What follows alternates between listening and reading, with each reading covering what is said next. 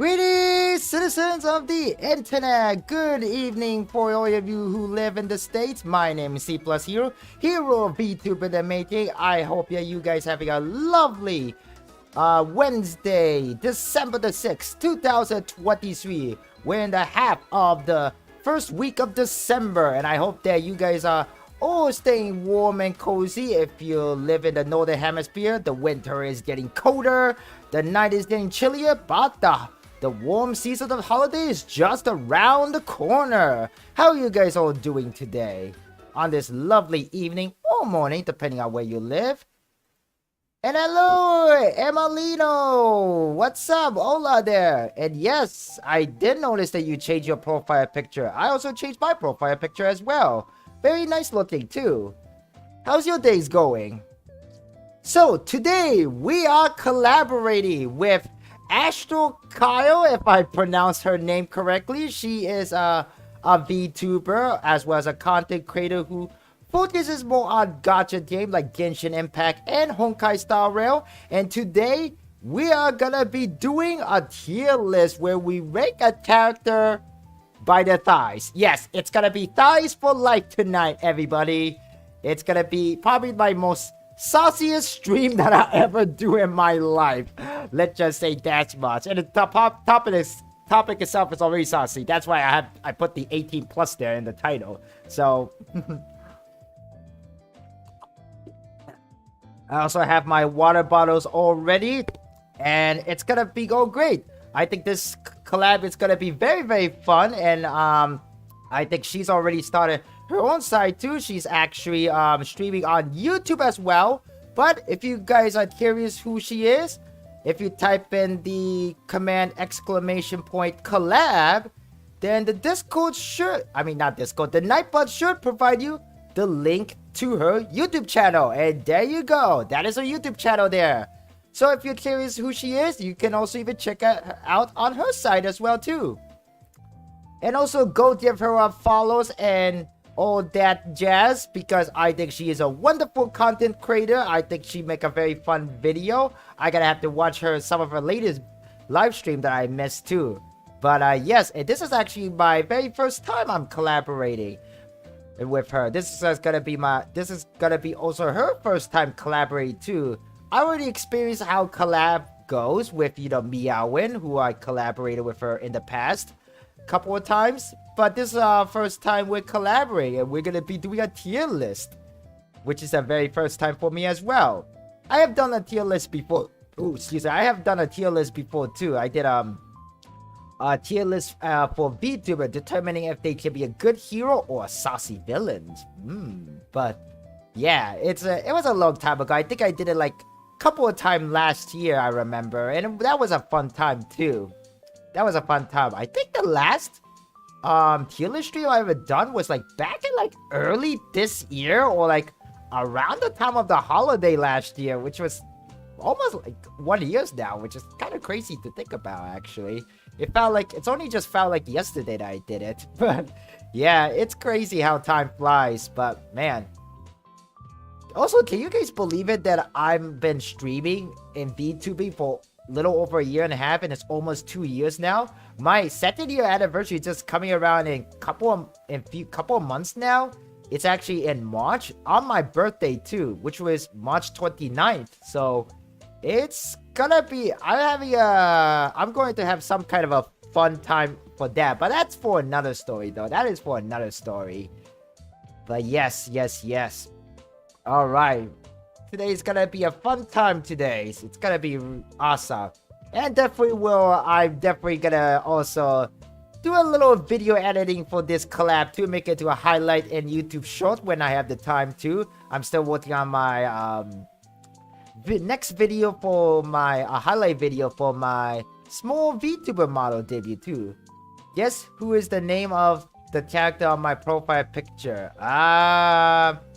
Miss Pac-Man? That's all I can think of, Mrs. Pac-Man, right? You seem to really like Pac-Man a lot, Emiliano. But yeah.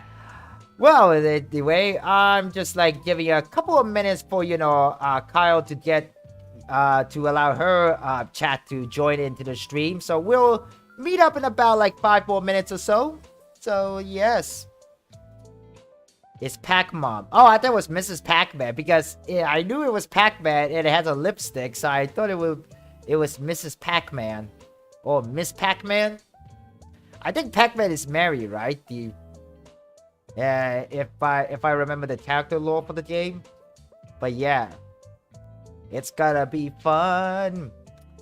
Today's stream is gonna be very, very fun. I have a good feeling about this. Originally, this tier list stream is gonna be done just all by myself, but I talked with Kyle about it, and she just wanted to join in, and now it became into a collab stream.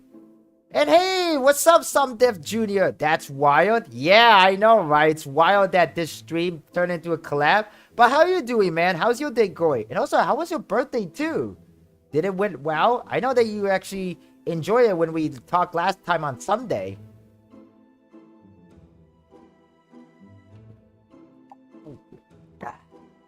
Yeah, it's gonna be yeah, so just gonna give like a couple more minutes before we jump right in with, you know, Astro Kyle, so we can begin the collab stream and do rank some good. Yeah, it was good. Nice to hear that, Dev Jr. Nice about that. I almost like messed up saying your name. Nice job, nice job. Also, did you got anything special on your birthday, like present? If you did, what do you got? Yeah, it's crazy. Another thing that's wild is that my 2nd year anniversary is coming up too. It's about in a couple of months, like technically last year. I mean, not last year, next year. It's gonna be on March the 29th. That is the day that I debuted. Miss Pac-Man was retired. Wait, what? Nani? Miss Pac-Man was retired? What do you mean by that, Emilio? Is she like retire as a character itself? It's no longer Miss Pac-Man, but it's now called Pac-Mom? Really? Oh, excuse me. Oh man, for dinner today, I had a Chinese dumpling for dinner today, and it was good. It was a home cooked Chinese dumpling. Well, home cooked per se. Whoa, I just fidgeted there for some reason when I moved to grab the tissue box. Okay, then. Excuse me for a second. I'm gonna blow my nose for a second. Ah, sorry for you guys to hear that, but oh, anyway, my ear felt kind of weird there. Yeah, but yes, and but yeah, so today's collab is gonna be with Kyle. That is her YouTube link to her YouTube channel. If you guys are curious, you can check out her YouTube channel, watch her live stream, and give her some support. Follow her on Twitter, or also, you know, subscribe to her YouTube channel. It helps her a lot. It helps me a lot too, you know, supporting us as a content creator. But yes, in about 5 more minutes, exact 5 more minutes, we'll switch to BRBC. So I'll let her know that I am ready on my side and we can begin our collab. But yeah, this collab is gonna be very, very interesting because it's focused on Honkai Star Rail. It's gonna be talk about some character thighs. Let's just say thighs. You know, don't you guys love some thighs, like chicken thighs, for example? Chicken thighs, yum. But I see 1 lava lamp and 2 Pokeballs. Yes, that is indeed. It's part of my room. I have a lava lamp and 2 Pokeballs. I love my balls. Oh yeah, I think this stream itself is so saucy that now I'm talking weird now. Yep.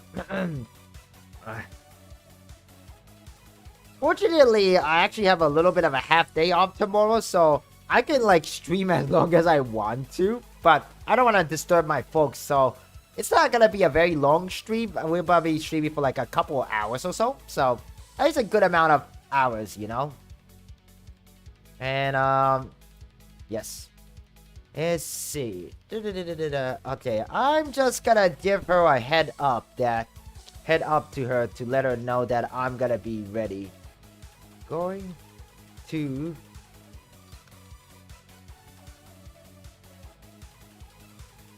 3 minutes.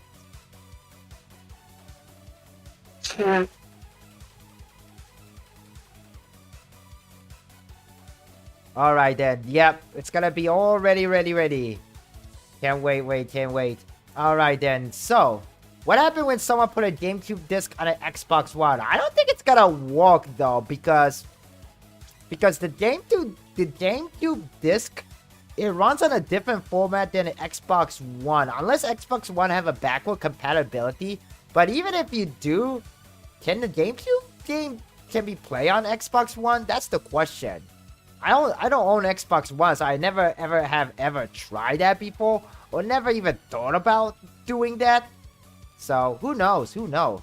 It gets stuck. Oh well, that explains it. I mean, yeah, a small desk like that was probably likely get stuck in a system that should not even run it. You know, I mean, it's a Nintendo property, not a Microsoft property, so it's not compatible.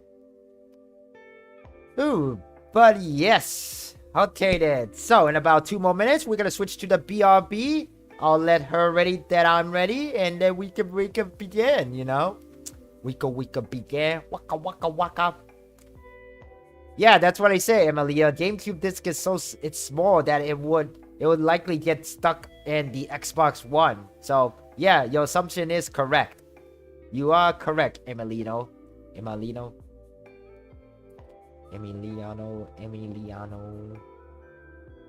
But like, you know, Emiliano, I know that you speak Spanish, but I watched this funny clip of Mouse reacting to this comedian about how different like Spanish people speak depending on where they came from.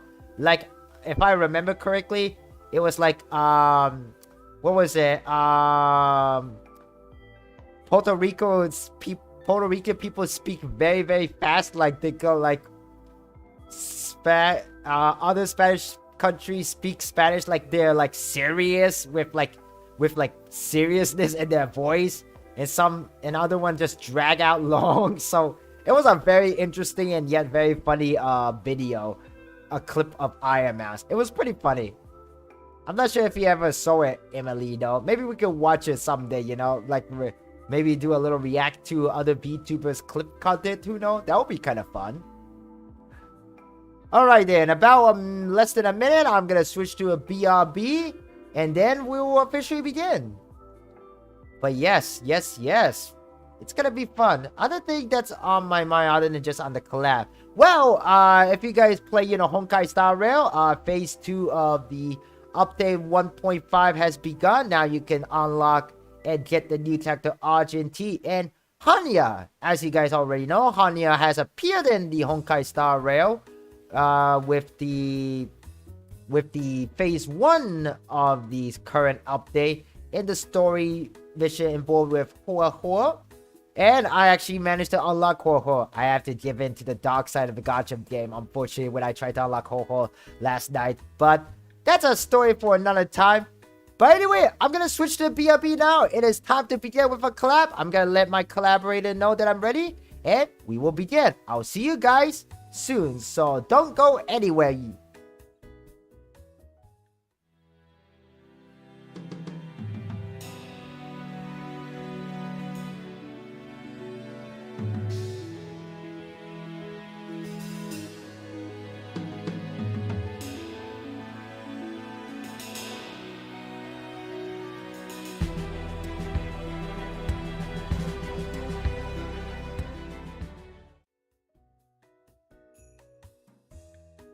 Okay, I am back. I'm just going to move myself a bit to the right. Okay, let me just make myself a little smaller, or just drag myself down a bit. Let's see now.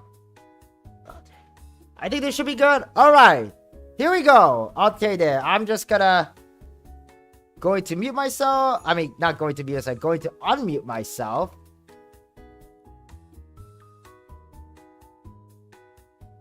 Hello. How's it going? Hey, girl. Okay, okay then. All right then. So, So, welcome everybody to our official Honkai Star Rail Tierlist collab stream. I'm your host, C+Hero, hero of Vtuber in the making, and let me introduce my collaborator for today. What is your name, please? Hi, my name is Kai. I'm a intergalactic bounty hunter. Goodness. I tend to fumble a lot, so be warned though. I am very good at my job. Yeah, she's very good at her job. Probably better than Samus Aran from Metroid, but yes. And for anyone who's watching on Astro side, my name is C+Hero, hero of Vtuber the making. I am a gaming streamer as well as a fan fiction writer. I usually play games that center around heroes like Spider-Man, arguably also like Link because he is the hero in every Legend of Zelda game, as well as other games that involve with a superhero or hero-like theme game, especially like Honkai Star Rail. But today's on the topic of Honkai Star Rail, we are doing a tier list to determine these lovely ladies and to determine if they have a good size or not. But let me explain about the ruling here. So we have a total of 5 tier level. We have the, I'm gonna go from the bottom to the top. We have the chubby babies. Now, actually, the chubby babies, we kind of already know who are the chubby babies because there's a few characters that I would like to already put on this tier list, which will be Bailu, Clara, and Hook. Because one, they're kids. Well, we know Bailu if you guys play the game Honkai Star Rail. Bailu is a reincarnated. She's a dragon race, which I will not pronounce its name correctly here. Not tonight.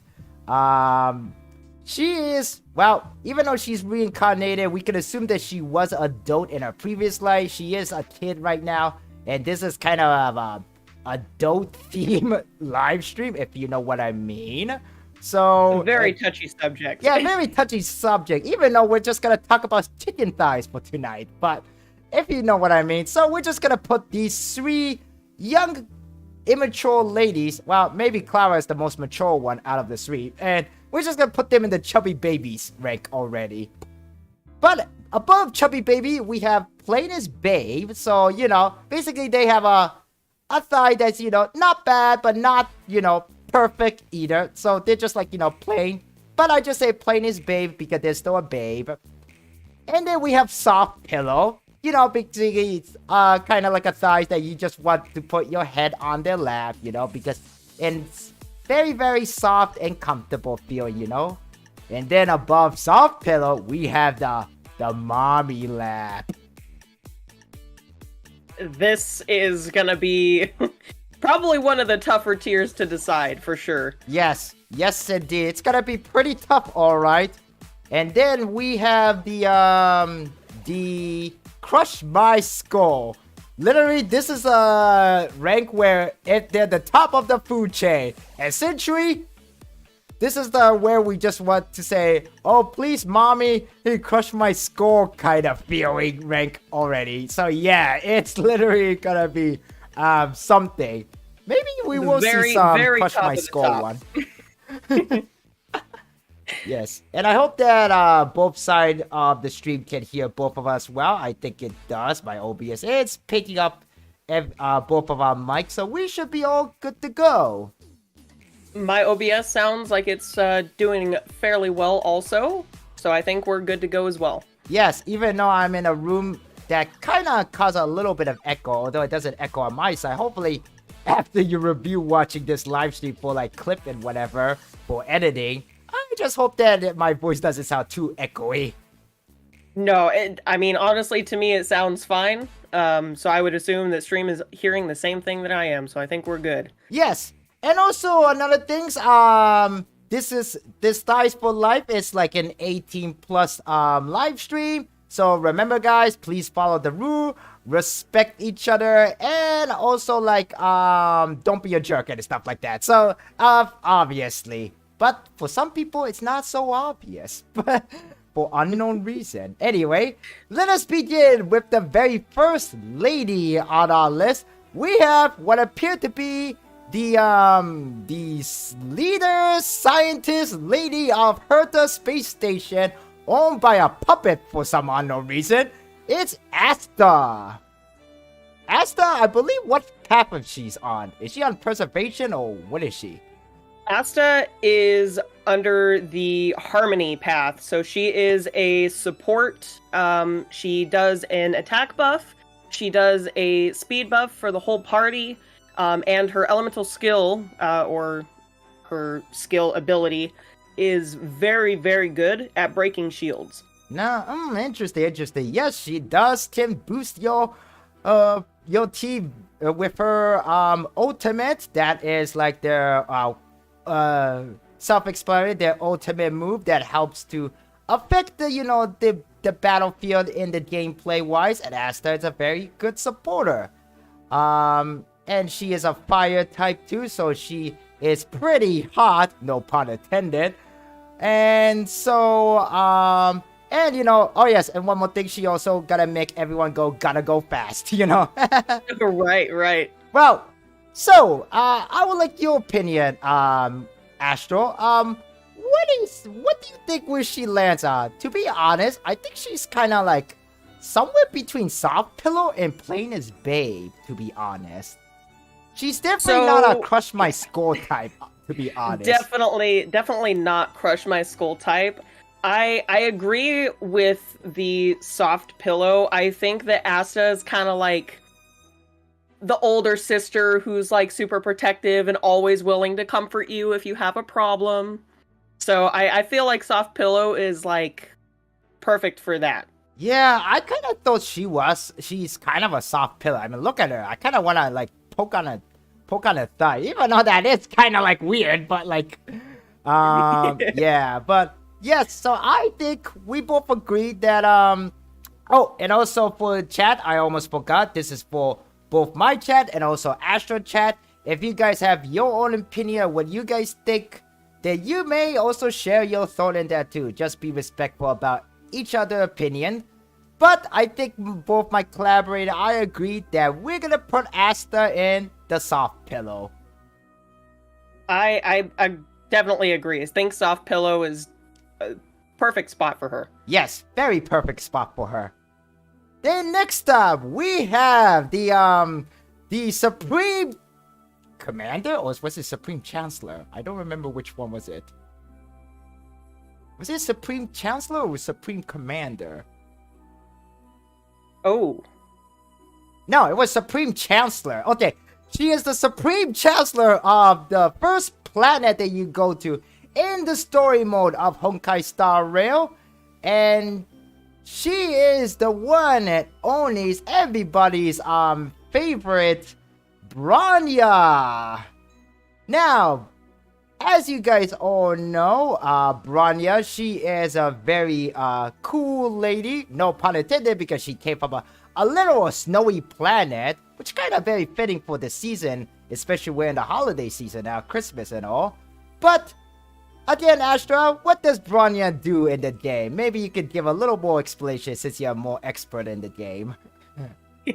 So Bronya is also of the Harmony path. She is a buffer unit of sorts. So what she does, she definitely specializes in more of a hyper carry scenario. And what she does is her ultimate does a attack buff and a crit damage buff for your whole party. And then her skill is able to boost up any single unit in the turn order, basically to follow up right behind Bronya, so that way they're able to attack again or use, a healing skill or whatsoever. And on top of that, her skill also does an attack buff, and it's also a cleanse for any debuffs that your character may have on them.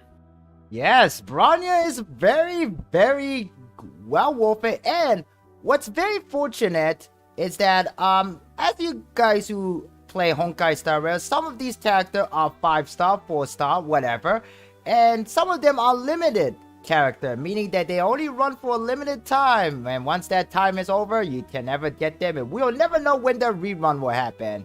And fortunately for Bronya, when you're first starting out to play Honkai Star Rail for the first time, or many times as you wish, she is part of the standard banner or standard warp for what the game calls in their own language. And she is a very well-worthy character to unlock.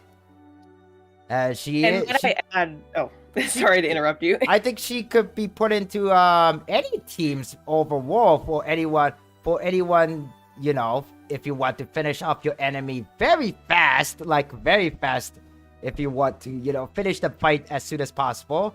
But when it comes to this tier list, this is gonna be tough, to be honest, because I would say this: she is not plain, is babe, or chubby baby for sure. She's either between mommy and soft pillow, and I feel like she could go either way. But while I'm taking off my hoodie here, what do you think, Astra? So before I so rudely interrupted you, I apologize for that, by the way. I was going to say that on top of her being a standard banner character, when you're first starting the game, you also have a beginner's banner. So you do have a very high chance of pulling her because you get a guaranteed 5-star within that, within, I think it's the first 50 pulls or something on the beginner's banner. So it's nice. Very, very high chance of getting her as well. But yeah, I definitely agree with you that she's way above plain as babe. And honestly, I'd have to say she's above soft pillow, and I'd probably put her in mommy lap territory, being the fact that she is a complete badass. Yes, that is true. Not only gameplay wise, but also in the story. If you've completed the entirety of Belobog, you'll know that after Cocolia was defeated, she took that spot and she just ran away with it. Yes, and hang on a second. I'll be real quick because my phone is like ringing. Well, rather the alarm went off. But okay, and I disappeared for a moment. Okay, I'm back. All right, so yeah, I think that Bronya probably gonna be put in a mommy lap. Although I can't really tell how thick her thigh is because of her boots. So to say the least, I would say, yeah, I think I will put her in the mommy lap too. So let's put her there. Do you agree, Astra? Yeah, I think mommy lap tier is absolutely perfect. Yes, indeed. I think mommy lap is very perfect. Although I don't want to spoil you guys, and also I forgot, maybe we might say something spoiler if you haven't played Honkai Star Rail at all. But Cocolia is actually happened to be Bronya's mom. So yeah, it's quite of a tragic, bittersweet story. Let's just say that much. I won't say much anymore how that all lead to. Let's just say that much. Yeah. And now, the next up, we have somewhat of a newer character, a character that was released in the last update, update 1.4, along with another character who's an alternate version of an existing character. This character is the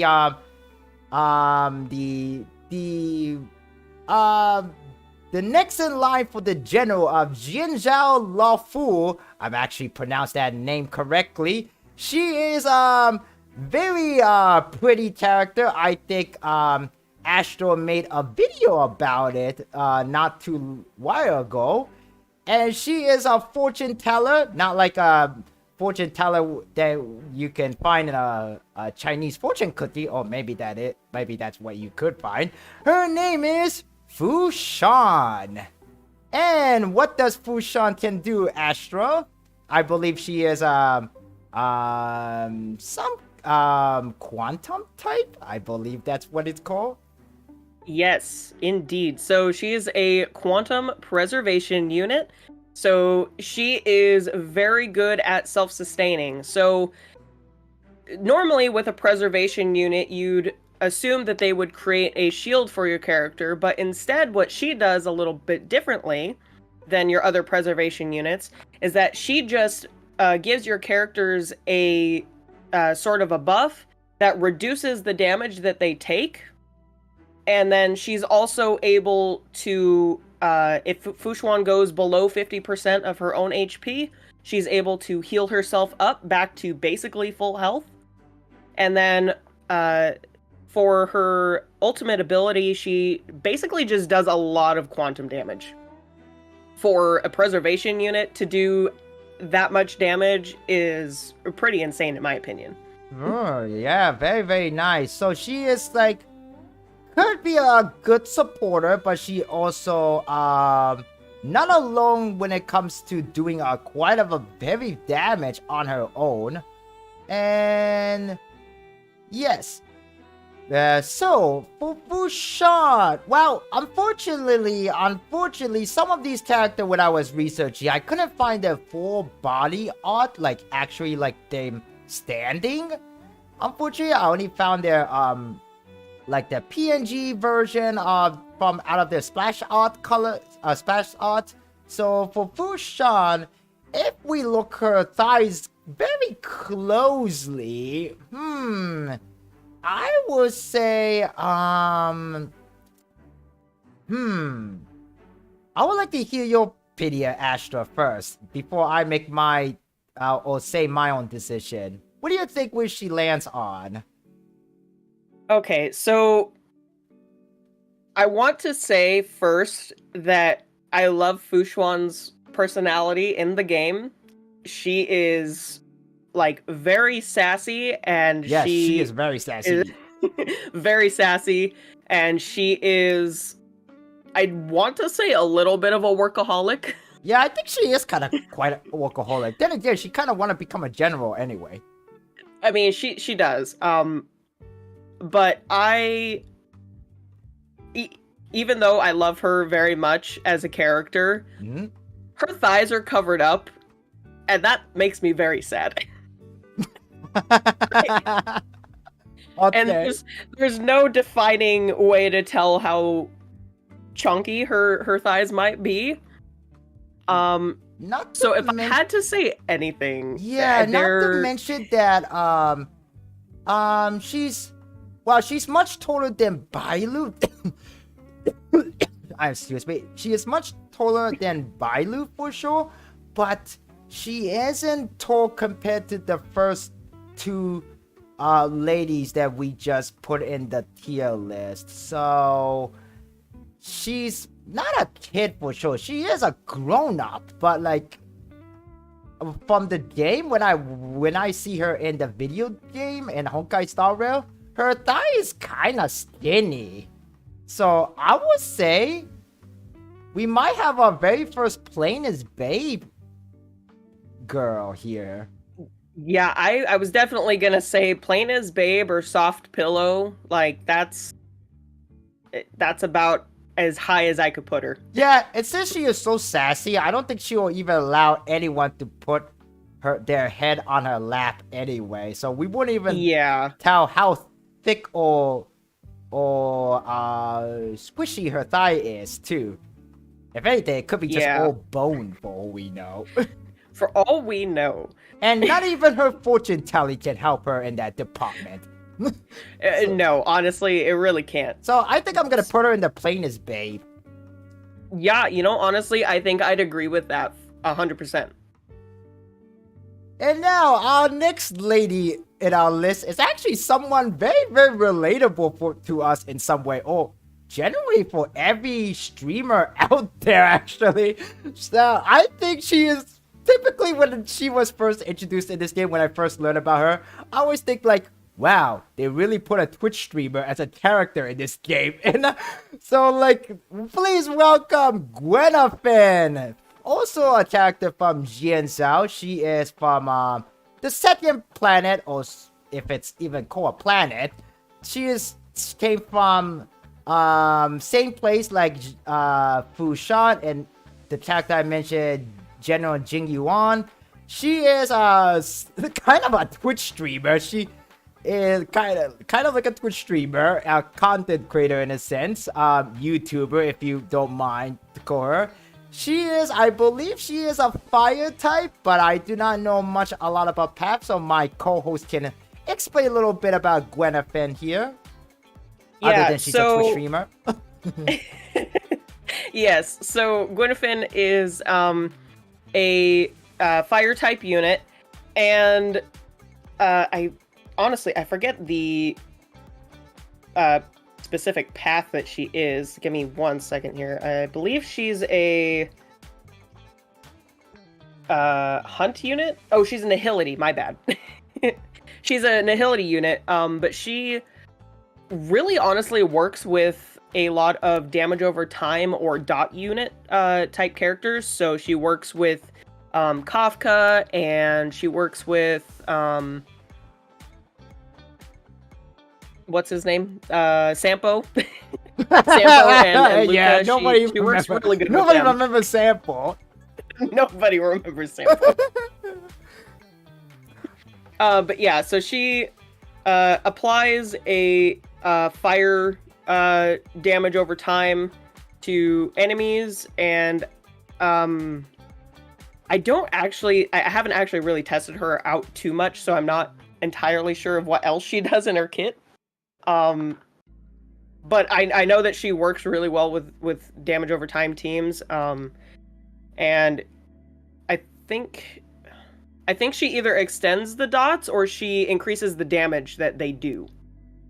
Right. If I'm not mistaken. Well, I do know that when she attacks, she throws out dynamite. Yes, that is like Now, the only thing we need to worry about. yeah, and why does she has a dynamite with her? Then again, I guess now, whenever she gets trolls, she can just throw dynamite at them. So she's a pretty good streamer. Although I don't know what kind of content she exactly make. I think she only just go for the whole thing for the attention, the clock thing. So she is that kind of typical streamer. I mean, literally. But yes, Gwenafin. So personally, I think she's a mommy lab. Just letting you guys all know. And just letting you guys also know that she's actually the very same side I put on my YouTube thumbnail here on my live stream. If you guys already noticed that. But, for Gwenafin, yeah, I think she's kind of in the mommy lab along with Bronya. So, but what do you think? Any argument there, or do you agree or not agree? I mean, personally, I think she's more of a soft pillow tier, kind of like Asta, playing through the most recent event with the ghost hunting crew. Yes, like, she actually became a Ghostbuster. with her being like on the forefront of that, that does make her pretty badass. But I also think that she is like very similar to Asta in the way that she is like super supportive of everyone else that she is in the ghost hunting group with, and I feel like she'd again be kind of like the cool, fun sibling that like would comfort you. And but that's just my opinion. Right. Okay, guys. So I'm gonna make up a rule here. I'm actually gonna officially make up a rule here because I am the host of this live stream. And if you guys enjoy watching this live stream so far, please consider leaving us a like, hit that subscriber if you're enjoying our content so far, and also check out our social too, So I have my social down in the video description below. I'm pretty sure Astra has her way of sharing her social. She's also on Twitter as well as on Twitch too. So check her out as well. But yes, the rule that I'm making up here right now is that if Asta and I have somewhat of a disagreement where I say I think we should put Gwennifer in mommy lap and she say she should be in soft pillow, we're gonna let that our chat decide. So chat, vote away. Long live democracy. Where do you think Gwennifer fits in? Mommy lap or soft pillow? Or anywhere else do you guys think she should? Definitely not in the chubby babies for sure. Or plain as babe. Not. She's definitely above plain as babe. I mean, look at her thighs. She has muscle. She's more muscular than Fushan. Alright, chat. Go ahead. Go vote. What do you guys think? Gwennifer should be mommy lap or soft pillow? What do you guys all think? What does your chat say, Astra? I had a chatter say flip a coin for his vote. Flip a coin. Alright then we're gonna flip a damn coin then. Let me just BRB real quick because I'm gonna change to a different web tab. So hang on a second. I don't want to see anything private stuff, you know? Actually, you know what? Yeah, flip a coin, right? Flip a coin. And no, there's nothing sauces going on my PC, okay? I just want to flip a coin. Okay. Let me go back to the scene. Alright then. Alright, we're gonna decide it by flip a coin. So, I know half of the coins only shown on my side, but you guys can clearly see the word heads on the coin. So, we're gonna put, mommy lap on the heads and the tails will be the soft pillow. This will be for Gwennifer. Or Gwennifer. Alright, you guys ready? 1. I think I'm ready. 2. 3. It's tails. You win this round. Astra. Alright. Gwennifer, go to soft pillow. Tails and never fails, baby. Next up, we have character that I actually mentioned a little bit couple of minutes ago when we were ranking about or talking about Asta. This is Asta's boss. Now, we don't know exactly who she is in a sense, even though we kind of know who she is. Well, what I meant by that, we kind of do not know exactly what she looks like in real life per se. Because when you first meet this character, she is a literal puppet.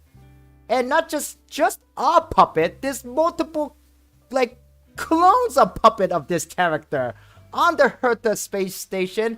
And that is the one and only Herta herself.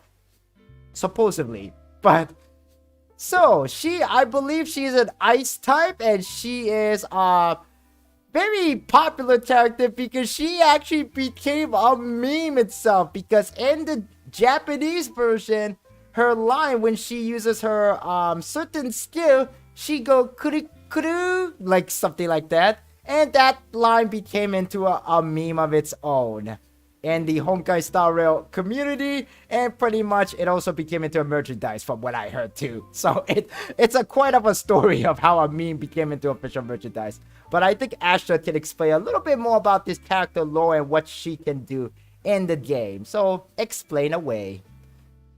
Alrighty, so Herta is a ice type erudition unit, meaning that she is primarily for area of effect, so she can attack multiple enemies at the same time. Obviously, her normal attack is just a single target, but as far as her skill and her ultimate go, it's AoE. And then the way she also has a follow-up attack, and I believe it's based on the enemy's HP being 50% or less. Yeah, and that's when she go. Well, in the English version, she say time to swirl, but in the Japanese version, it's much funnier. She said go kuri kuru kuri or something like that.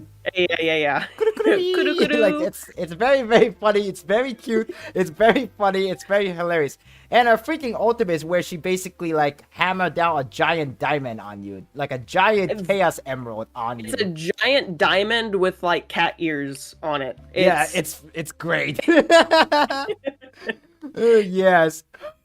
Okay, well, honestly, for her top, I think for her, I feel like she's kind of plain as babe because for once, we kind of already know how chubby or unchubby or soft her thigh is because she's literally made a puppet. She uses her robot clone. And also, we don't even know if this is what she really looks like. Right. I totally agree with that. I don't know what material her puppet body is made out of, but if it's anything like plastic or wood, it's probably not very comfortable, and it's probably not very warm either. Yeah, exactly. But she doesn't care because she's control all her puppet clones from like remotely. So she's literally like a remote worker. Who knows? She could be just some little chubby guy wearing glasses, living under a mom's basement or something like that for all we know. Yeah. So yeah. Definitely, Anyway, I agree with you. I'm gonna put her in the plainest babe.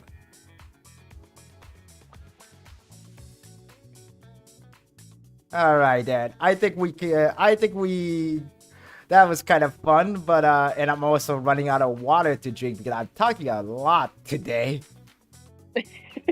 And let me just catch up my chat on what they're saying. Oh yes, it looked like one of my chatters are actually watching on Kyle's side of the stream. Very nice.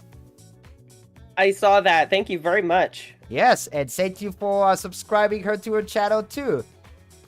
Oh, now next up we have a very foxy lady, but unfortunately this lady is kind of dead too. No, spoiler alert. But we have the Foxian from Jinzhou, who we meet, and mysteriously, we don't even know if she's alive or not, but like, her name is Tingyu. And I bet Tingyu is also a lightning type, and hello there, Nessaria, welcome to the live stream. And Tingyu is a lightning, electricity type, Foxian girl who is, well, dead. You probably seen her face before because that face expression of her, it's kinda, well, creepy to say the least. But maybe Astra can explain a little bit more about her. What did she do in the fight? Because, if anything, I use this character a lot when it comes to support role. Yes, so Ting Yun, obviously, as C+Hero said, is a lightning unit. She's also from the Harmony path, so again, a very lovely buffer unit to have in your party if you do have her unlocked. So for her elemental skill, she does an attack buff for a single unit on your team. And for her burst ability, she has a kind of energy regeneration ability for a single party unit as well. So it's very easy to buff your damage dealer for both, your damage dealer to do their normal skill or burst, and then you can also use your Ting Yun to give them the energy that they need to use their burst right after they've been buffed with, the attack buff. Yes, Ting Yun. And when you mention about regenerate energy, what do you mean by that? So energy regeneration rate is a stat in Honkai Star Rail that's very much needed for quite a few characters. So every character has a energy cost limit for their ultimates, and in order to get that ability up faster, having a higher energy regeneration rate stat by either using relics or light cones, which are sort of artifacts and weapon comparisons if you play Genshin Impact. And the other way that you can get it is by using characters like Ting Yun or most recently Huoho, which we'll get into a little bit later. But they are, units who can give your teammates some extra energy so that way they can use their burst a lot faster. Nice. And also welcome to the live stream, Super Brian, coming from Astro side. Welcome. Tingyu. Okay, so Tingyu. Well, she's dead. I'm just gonna have to mention that several times because she is. So, for a dead character, to be honest, one commentary I could say this is that for some unknown reason, whenever I use her, the enemy seem to always attack her. I'm not sure if you ever had that kind of experience on your side when you play Honkai Star Rail, Astra. Have you ever experienced that? For like somehow the enemy always aggro on Tingyu a lot? Honestly, I currently don't use my Tingyun, but there is a kind of hidden mechanic in Honkai Star Rail where your placement of your characters in your party will affect how the enemy usually attacks them. And it can also be implemented as a part of like your character's kit in the game as well. So generally preservation and destruction units are the ones that will kind of aggro the enemy's attacks because those units are generally tankier than the rest of them. So if you have your buffer unit, for example, right next to your preservation or destruction unit, then those characters will more likely gain the aggro from the enemy. Yes.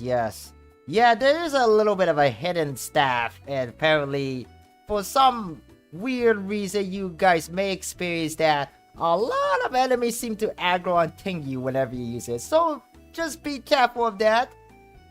And Tingyu has a pretty low HP for her stats too, so her defense is so low that she gets kind of a paper thin. She's kind of a broken glass in a sense. So be careful when you're using Tingyu. She might gonna die more often than needed. So, use those relic, use those orb, use whatever to help her HP, or at least keep her alive for a while.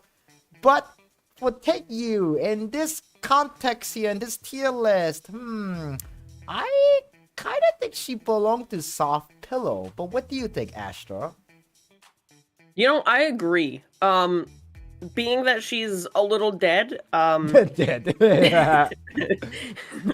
she might be a little bit in between Soft Pillow and Plain, considering how IRL dead bodies work. Not gonna go into that today. But I agree. Soft Pillow's good. Yeah, I agree. I think we're gonna put her in the Soft Pillow, so I'm gonna put her in the Soft Pillow, even though she's a dead character. Alright, so unfortunately I meant to actually go over this character because I was actually putting each of these characters in the order of the picture I put in the order, but we're going to skip around a bit because this character was supposed to be put in the alphabetical order, and right after Guadafe, she's supposed to come first before Herta, and that is, she is actually one of the more new characters that was just released today, and you can get her available now in Honkai Star Rail as a 4-star character on either the new run for that Pretty Boy Argentine or the rerun of Silver Wolf. You can get this character on either of their banner. It is one of the one of the judges from the Ten Lord Commission, Jian Shao. It is the Grim Reaper herself, kind of almost like the very gloomy dark character, but somehow some people have a bit of attraction to her. It is Hanya. Fun fact, I think I got this correctly, but Hanya is actually, I remember that Hanya is actually a name that appeared in some kind of a folklore, which this Hanya, basically its job is some kind of a judge of the underworld, and it determines like exactly whether the soul will go to heaven or hell. And Hanya's job in the Honkai Star Rail's like lore-wise, that's kind of what she does in a sense. She's basically a judge who tell if you're gonna go to jail and whatnot. And also in a recent, the event in the current update, which will last for a little bit more, 3 more weeks from now on. She actually appeared in the game, in the story. So, but I think Astra will explain a little bit more about what can Hanya do in the game, even though she is a very recent new character that was released today, if you could provide her at your best ability. So Hanya is a physical unit. I believe she's Harmony, if I'm not mistaken. But basically what her kit is all about is she buffs your attack with her ultimate, and I believe that her skill is a way to kind of regenerate skill points for your party. So in the game, there's skill points that you can gain by using your normal attacks, and in some cases your elemental burst. But using a skill will reduce your skill points. And there are some bosses and some mechanics in the game where having a quote-unquote negative skill point is not that great, because you need to be able to use certain characters' skills at certain points in time. So being that she's able to kind of help regenerate those skill points for you makes her a skill point positive unit, which will ultimately make your gameplay much more comfortable. Yes, and what's even cool is that she's a 4-star character. So even if you are not aiming for a 5-star, or if you are aiming for 5-star and you do a 10 pool, you have a very high chance of getting this character pretty easily. And even if you do miss the current banner, or you purposely skipped it, she actually goes into the standard pool too. So even if you do miss the current limited banner, you can get her forever.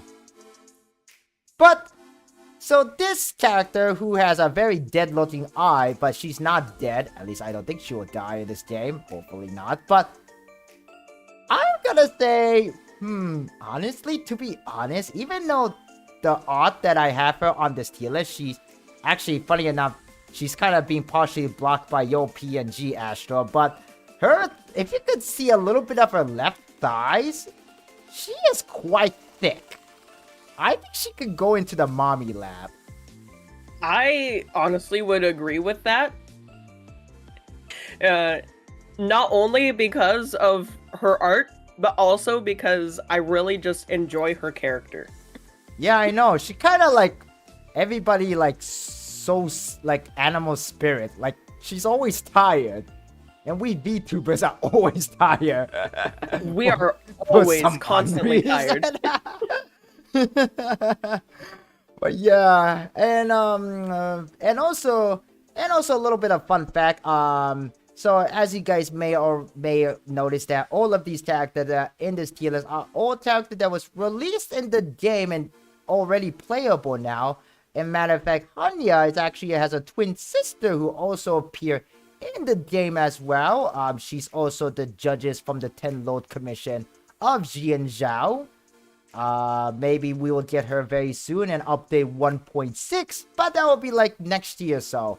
But for Hanya's, for now, she's gonna be put in her mommy lap. I don't know what's gonna be about her twin sister though, if she actually releases and put in this tier list. But for now, her sister Hanya here is in the mommy lap. Oh boy. I would definitely agree with that. Man, oh man. Oh, my voice.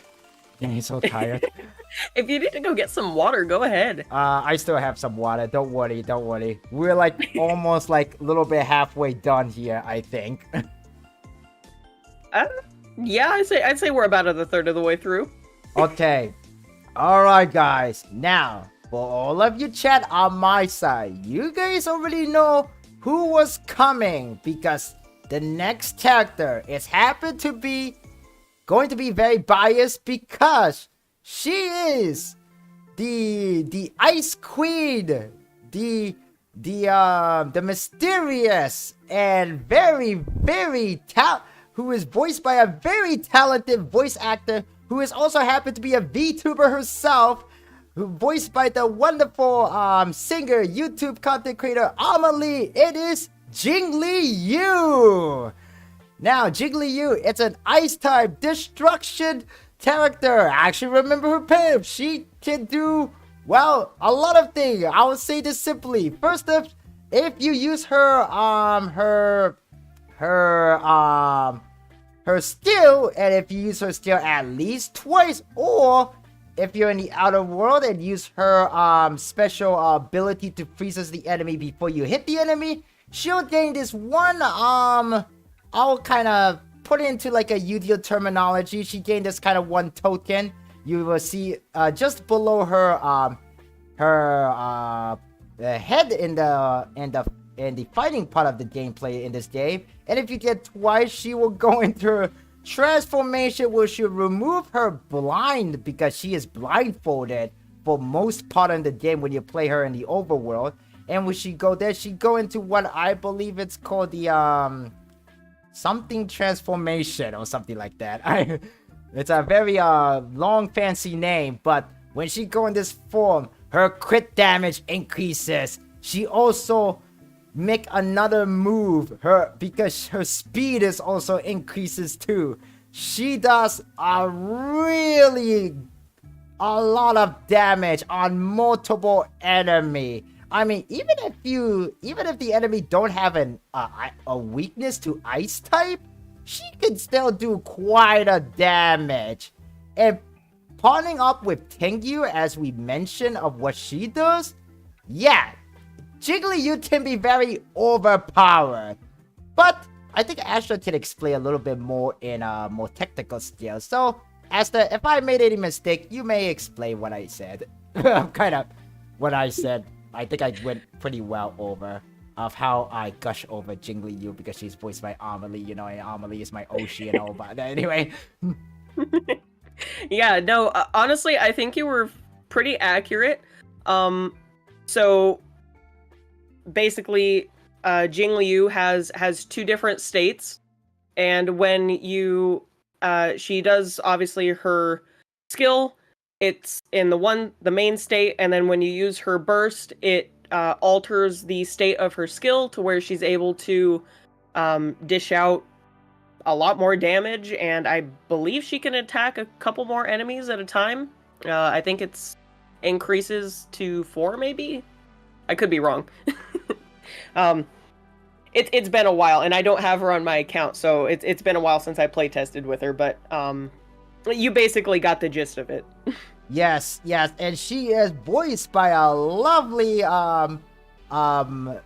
content creator, a VTuber, as well as a professional voice actor. And matter of fact, there's actually another VTuber who voices in Honkai Star Rail. I actually mentioned this character name. His name is Jingyu Wan, and he is voiced by Sayu VTuber. And what's even funny and fun fact about Amelie and Sayu VTuber, or Jiggly and Jingyu Wan, is that Sayu and Amelie are good friends with each other, and kind of sort of a rivalry, because Sayu is like a tech support to Amelie, because Amelie has a very scuffed stream. If you ever have watched her stream, there's always some kind of technical difficulty happen, like her game doesn't start up, her computer crashes. And what's even more funny is that when she was playing Honkai Star Rail, when she was trying to unlock E6 Jiggly, she actually got debated during the live stream because she put a code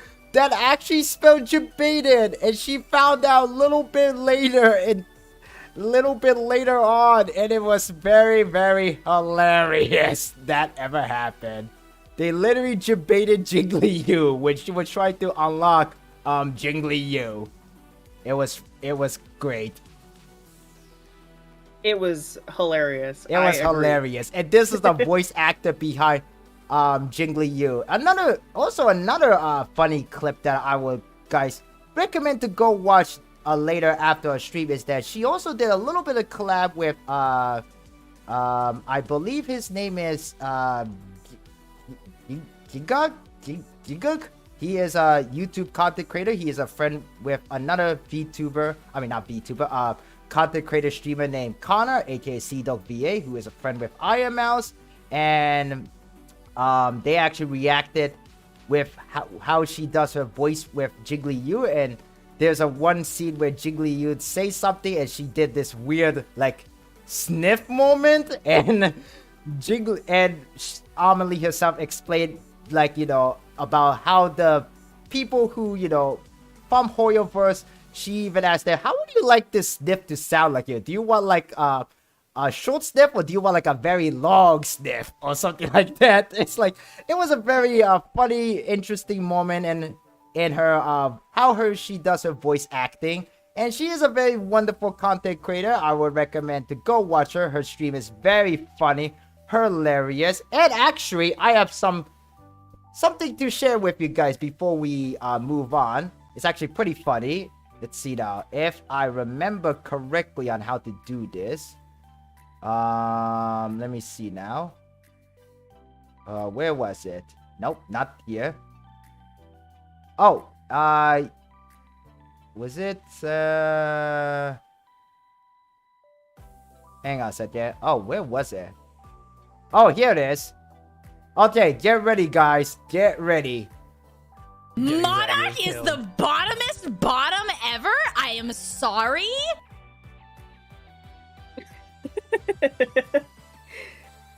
And also, if you guys know how good her voice acting is, listen to this. It's John Cena! Boom, boom, boom! Yes, she is apparently John Cena, guys. She is John Cena. But anyway, enough fooling around. So, where do you want to put Jingli Yu? Honestly, I'm gonna be biased here. She's mommy. You know, I can agree. I can agree with that. Yes. I have no qualms.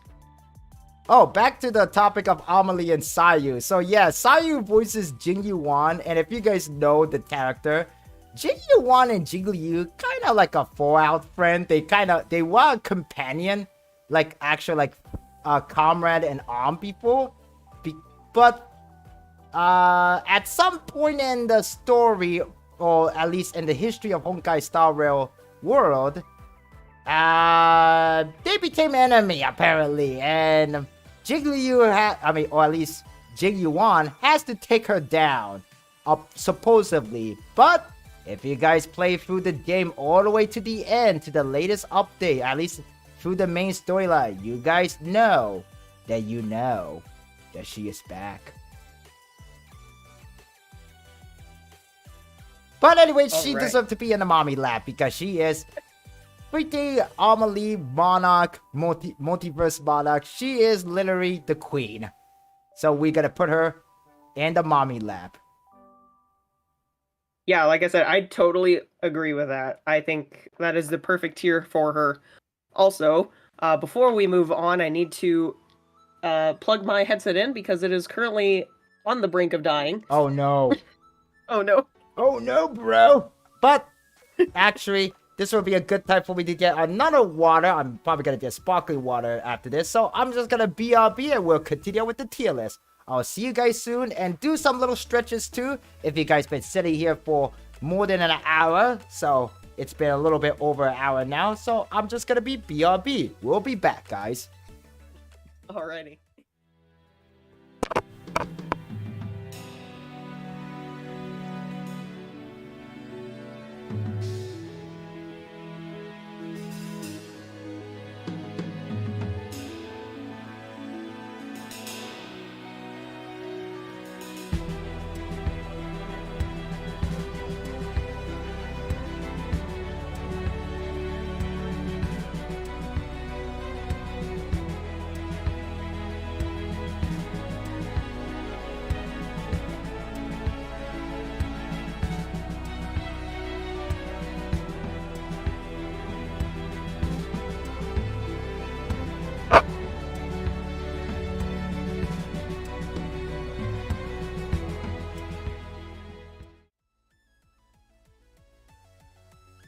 Oh, okay, I am back.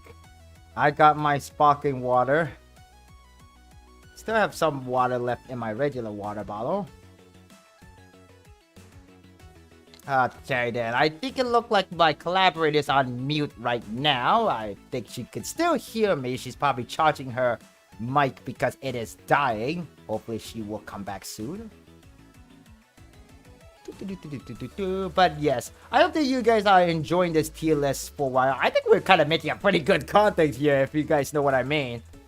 But yeah. Sorry for the bit of the bias with Jiggly You, because I just love this character. She's like my favorite Honkai Star Rail character, definitely. Just because she's voiced by Amelie. Okay, we're just gonna chill here, wait for Astra as she as her PNG just look into our souls, just standing there menacingly. Okay, sorry about that. Hey, Astra, you're back alive. I am back alive. Goodness. Yeah, I had to plug my headset into one of the USB slots on the backside of my motherboard because I didn't have enough USB slots up front. Oh man, out there. That's unfortunate, Yeah. but hey, Ellie, it's better than nothing, right? But Right. alright then. So next up we have this character. I bet some of you chat been waiting for this character to appear eventually, but here we are. We have literally the definition of a mommy here. She is the character. Funny enough, she's the very first character you play as when you begin the game. She is the mysterious, the lovely, and very criminalized Kafka. Honestly, to be honest, when I first played Honkai Star Rail, I was actually mistaken her with another character named another character that sound like her name. Who's happened to be a villain from Final Fantasy series, but that character is way different than this Kafka. But yes, so what does Kafka can do other than she could go pew pew? So Kafka is a Nihility lightning unit, and she applies a lightning damage over time to enemies.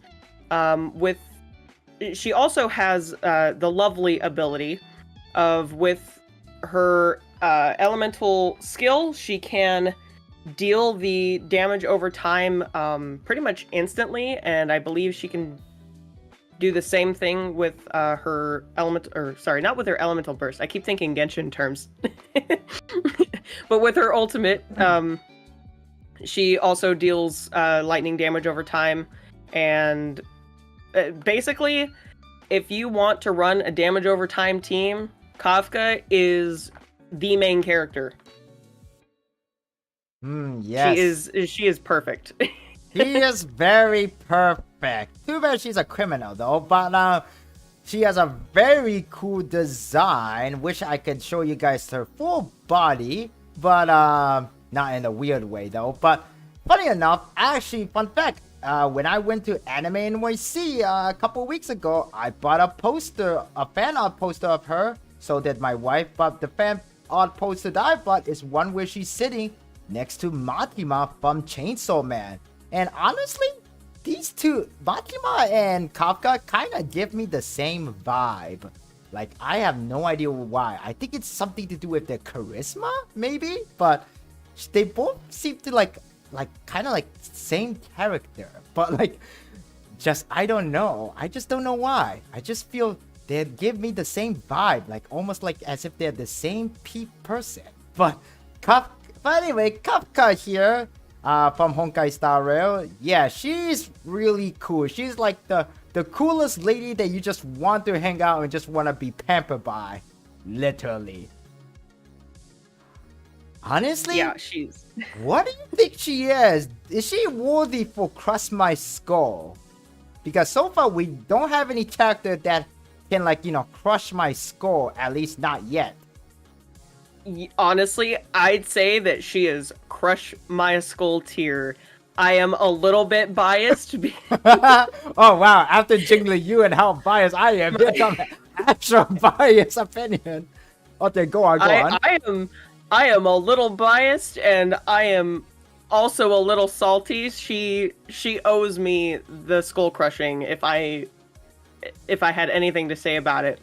Did it take I you like had- 2 streams to unlock her? Yeah, I had like 2 whole streams to unlock her.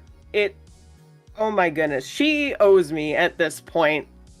But as soon as I saw her in the game, we played as her in the first like few minutes. I was just like, I have to have her on my account. Yeah, I And, think. So I do have her on my account. I use her pretty much all the time. And I love her so much. Yeah, She's like honestly, one of my favorite I characters. think a lot of people, at least most people who play Honkai Star Rail, like 5 months ago when this game first came out, everybody wanted Kafka. Like, Yeah, everybody wanted Kafka. Like, oh my god, like, and because of her popularity, since then, her popularity just skyrocketed. I saw a lot of people wear cosplay. There's even a very cute short video, a TikTok or YouTube short video of this a literal mom who's dressed as Kafka, and she has a twin son and a daughter who is a literally cosplay as the Trailblazer. It was so perfect. It's so cute. Oh, but yeah, but Kafka is very super popular. Like cosplay wise, fan art, it's just amazing. And for what? And she's a freaking criminal too. She is basically a smooth criminal. Like, Yeah. Anyway, yeah, I agree. I think she's definitely earned the title of Crush My Skull. Well, she could also shoot my honestly skull could not too. put her in any but- other spot. Yeah, she could literally honestly, I think she deserved this spot. She literally little bit above mommy lap, even though she is kind of a mommy material character. Yeah. All But- right. Yes. Okay then. And oh, hang on a second. Let me just sorry guys, let me just move my browser up a bit because you kind of guys barely see Kafka thighs there above my. Oh wait, never mind. That's just on my side. Never mind. Out there, I'll move down a little bit, just a little bit. All right. Okay, let's continue on. And we're gonna move on to the next character.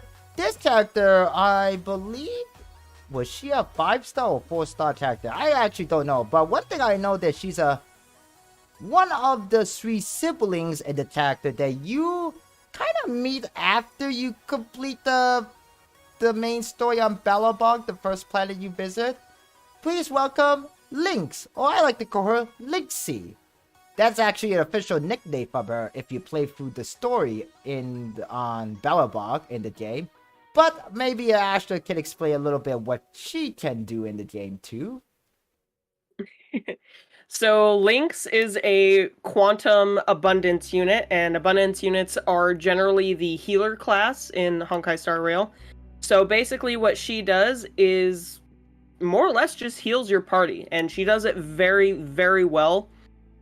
And one cool thing about her kit is that if you use her skill on a preservation or a destruction unit, they will more or less gain aggro, like, compared to any other character. So she's a way to manipulate the enemies into attacking units that you want them to. Right. Yeah. I never unlock Lynx because I actually do not know if she's a standard character or limited character. Is she standard or limited? I believe she's on the standard banner now as well. Oh, okay. So I could unlock her anytime at any moment then if I Yeah. play. Okay, wow, that's very cool.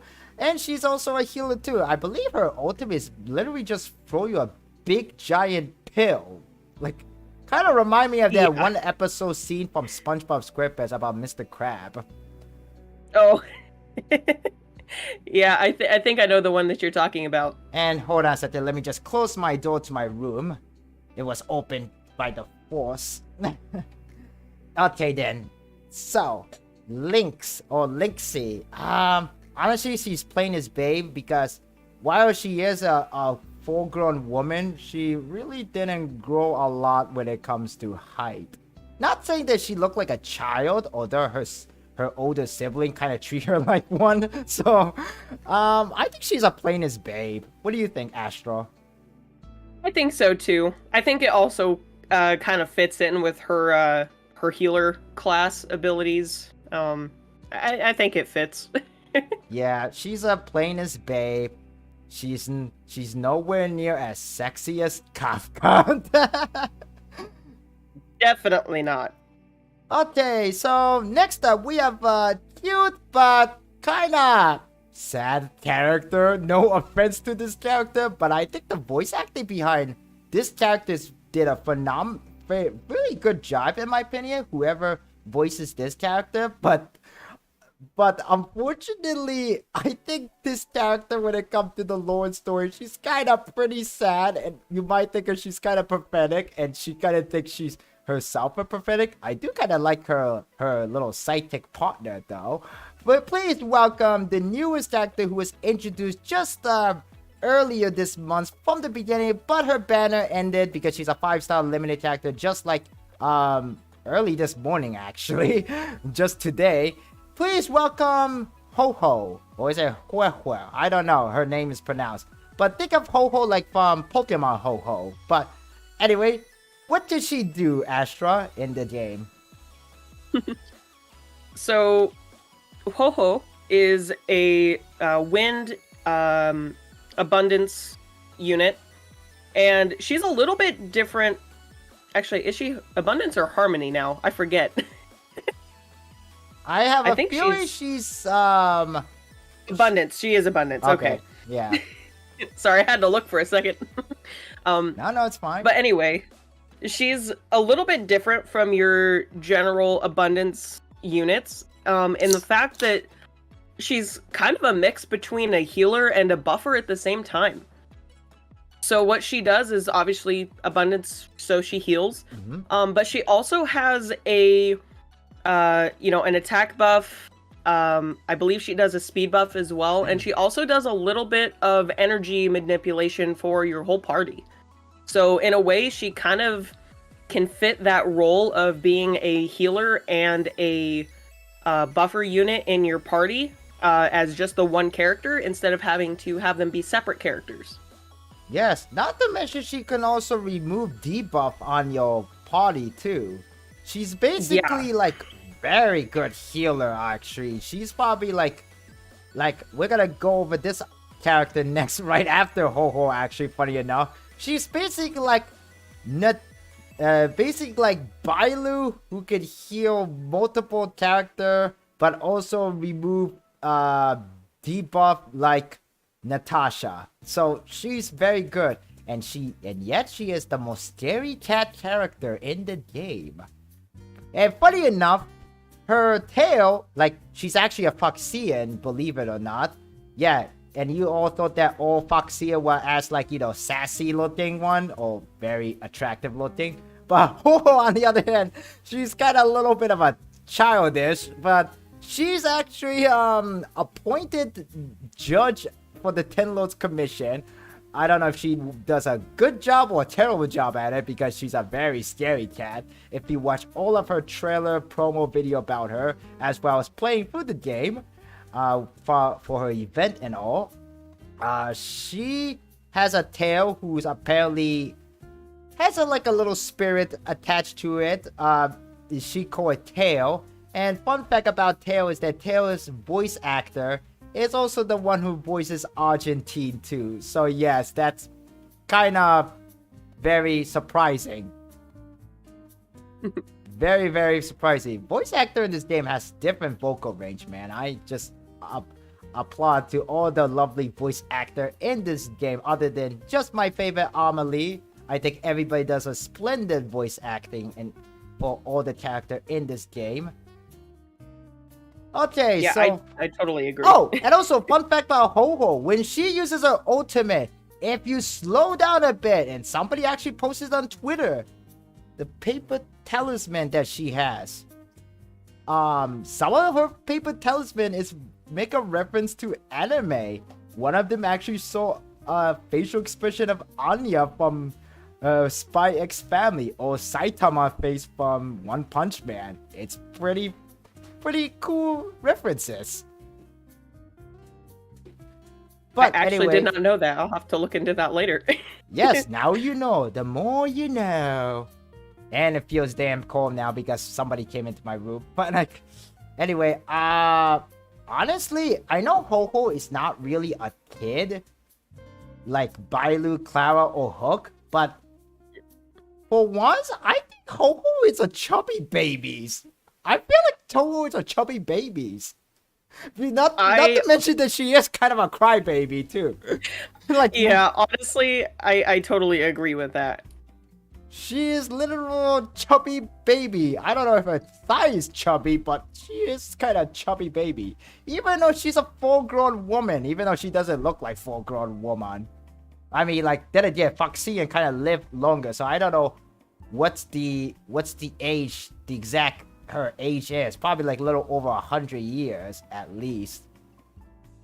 Yeah, I'd have to say around that range, but no, honestly, Ho-Ho is just so adorable, and I want to just shrink her down and put her in a pocket. Put her in my pocket literally and keep her safe there. And no, chat, don't even think about weird thing like put her in a jar or something like that. Mm-mm. But no yeah, stuff, Ho-Ho please. is just too precious that you just want to protect her, essentially. Yeah. Yeah, And that's probably what she wants to. She wants to be protected because she is such a scary cat. And yet, she is a great supporter. If only she could be a little bit brave, at least for her sanity. By the way, she's a chubby baby. She's in a chubby baby, unfortunately. But fitting for her character. Totally agree with that. Now, this character, she isn't a baby for sure, but she is quite a babe, if you know what I mean. But she is the basic healer character that you can get for free, and she actually does a pretty well job at it. Please give a welcome, the Doctor of the Underworld. Not that she came from hell or anything, but I do know her alternate character from the Honkai Impact 30 is kind of a little bit of a very serious character. It is one and only Natasha. And I believe that Natasha is what's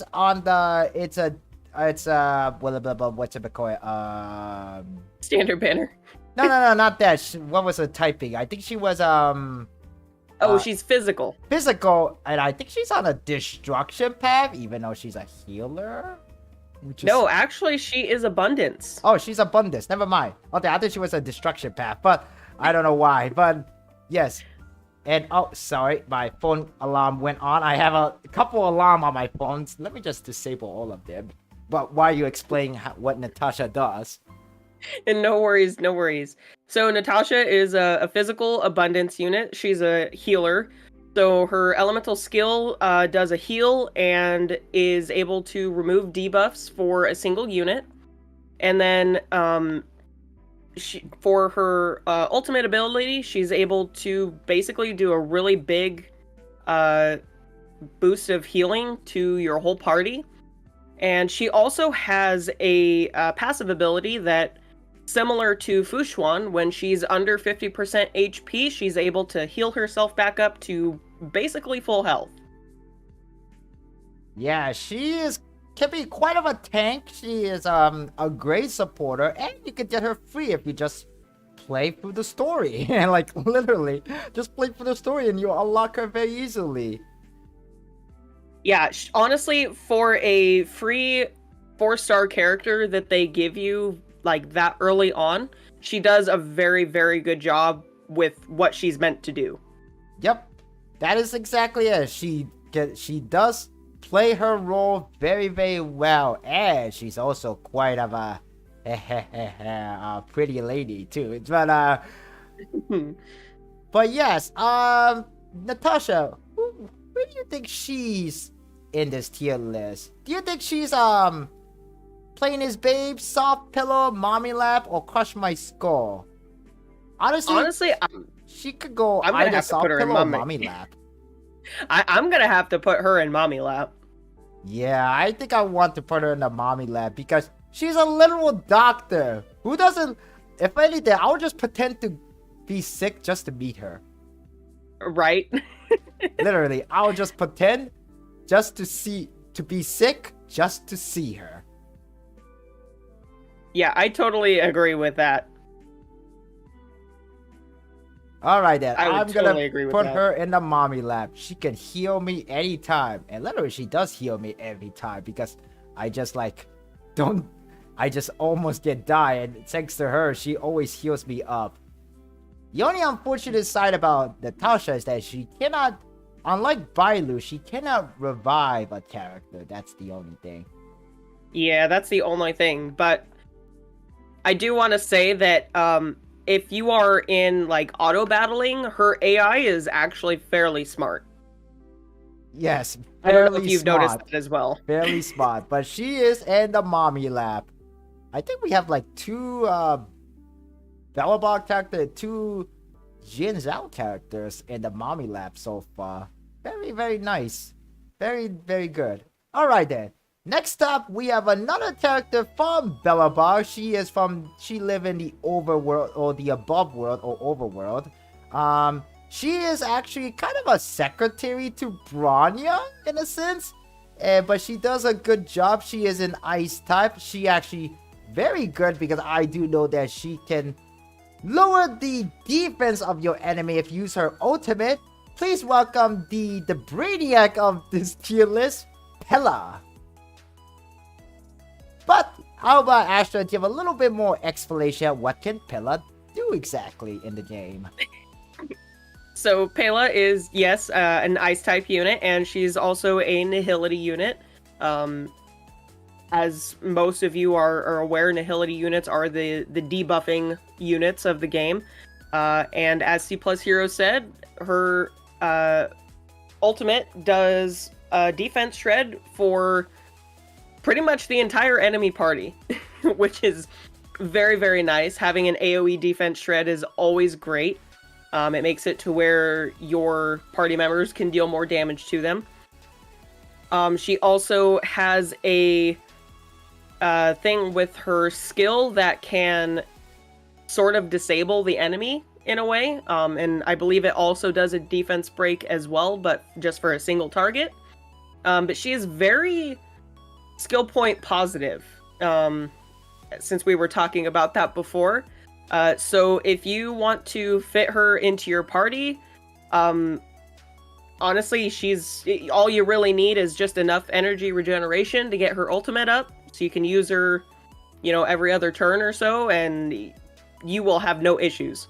Yes, she actually goes very well in a Jingli U team, at least the one that I created, thanks to Astro Help. And Pella, I believe that she can also, if she's able to break the enemy's weakness, she can freeze the enemy too. Yes, that is, I think that's kind of it for like all ice types, is that if they do a break on the enemy's toughness bar, they're able to freeze the enemy. And I think honestly she's really good at breaking shields too. Yeah, Pella is very good. It's the only unfortunate, I kind of like her physical stature. She's kind of a little bit of frail character, so you do have to put a little bit more on her emphasis on her HP and defense, most importantly, at least from what I heard from other players who played this game before. So, but when it comes to this tier list, where do you think she belongs to, Astro? I'd have to say she's a little plain. Yeah, I kind of agree. She could be a little bit close to Soft Pillow, but she's more aligned with plain as Babe, for sure. Yeah, Well, at least her friend Linksy is not alone anymore. So, yep, we're gonna put her in plain as Babe. She is a plain as Babe. we are really getting through these. I think we're almost done. Yes, I think we're a lot of almost these done. we can We're speed. almost done.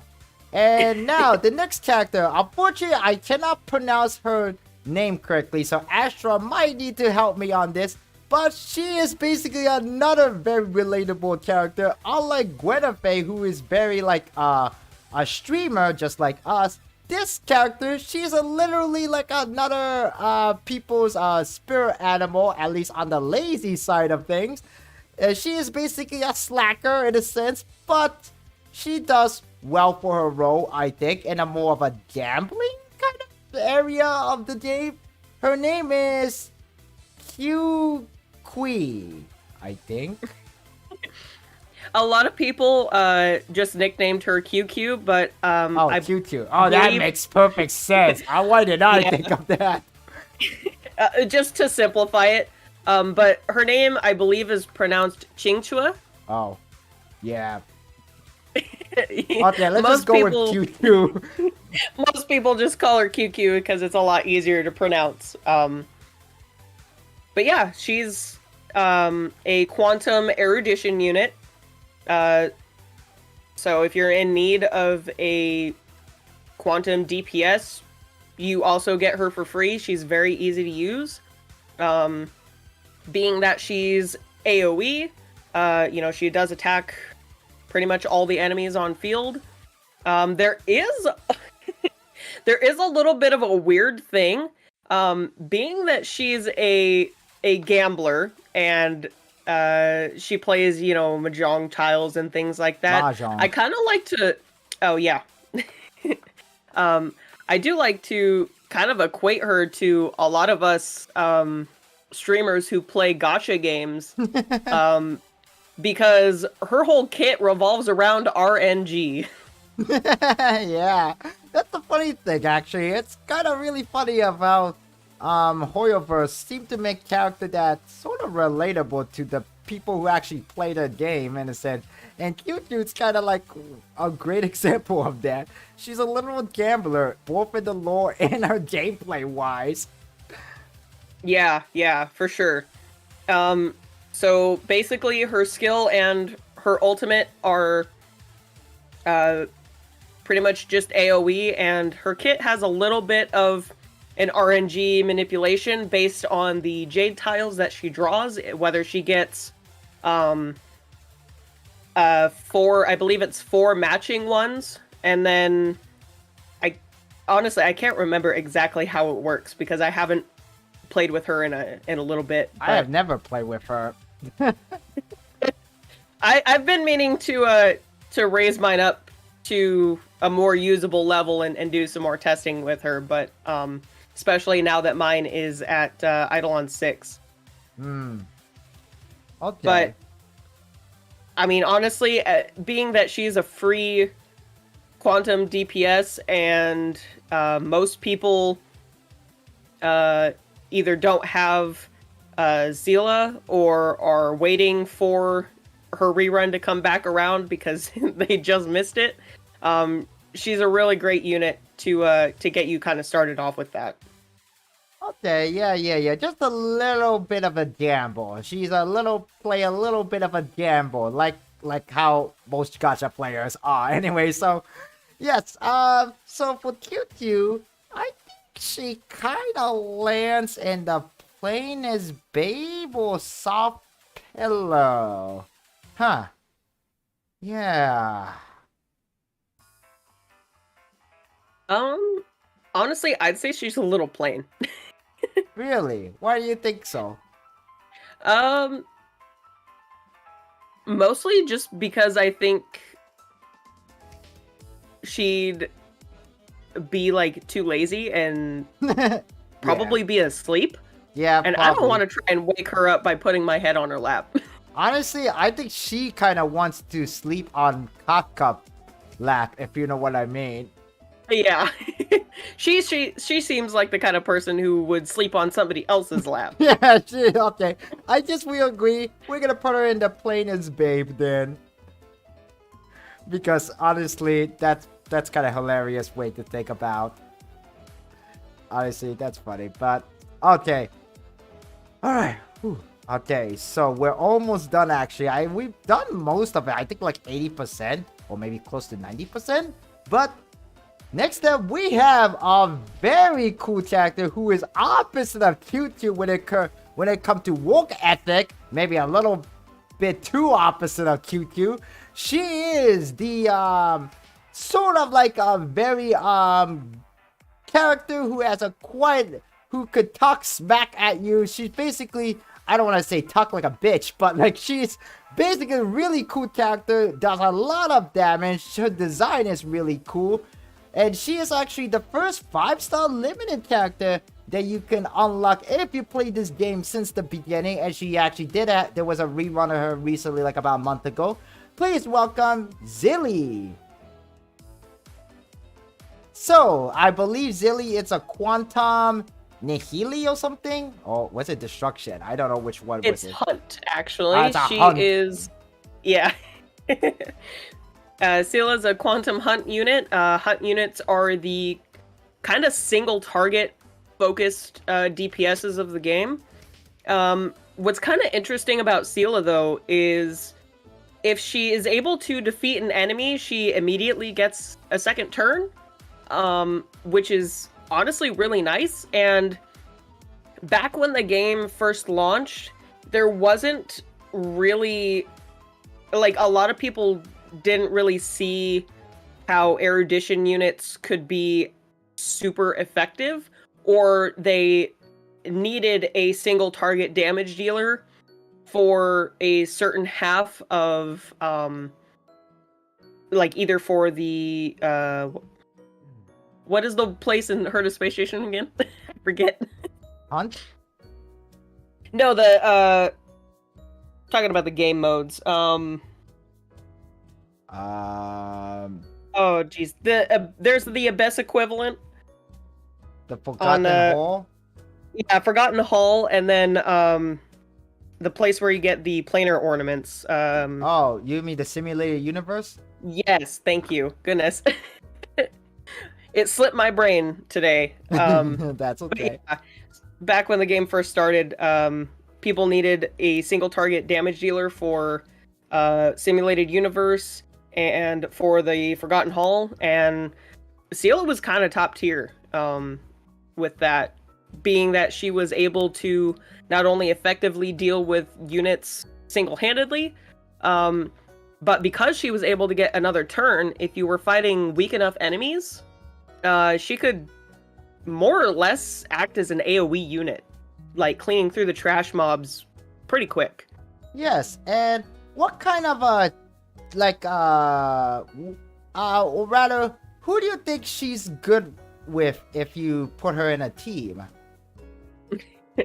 So, Scylla is very, very well matched with Bronya in the team, because what Scylla does is, you know, she does her damage, she's able to get another turn, and if you have her in a team with Bronya, you're able to manipulate the team turn order some more to make it to where your Scylla can go again and go again. And I think the most I've seen is Scylla's been able to go like 6 or 7 times in a row.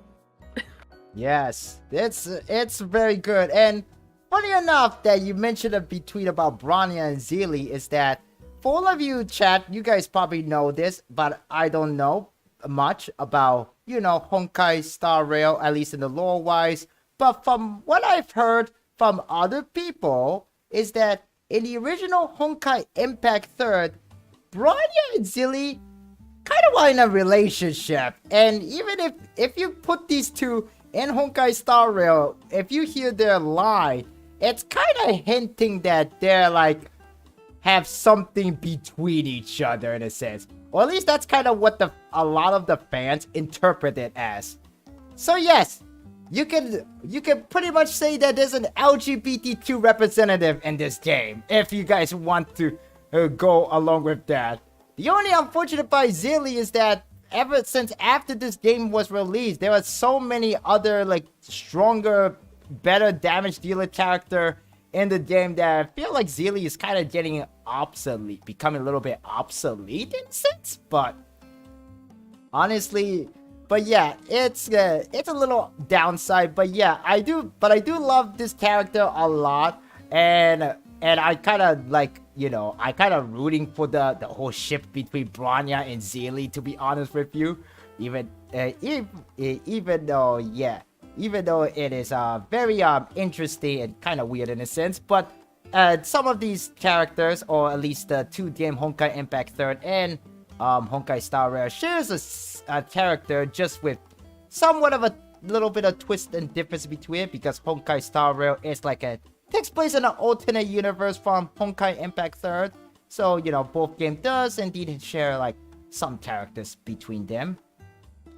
So, for Zelie, should we put her along with Bronya in the mommy lab? Because honestly, to be honest with you, I don't think Zelie don't even like to be called mommy if she was here.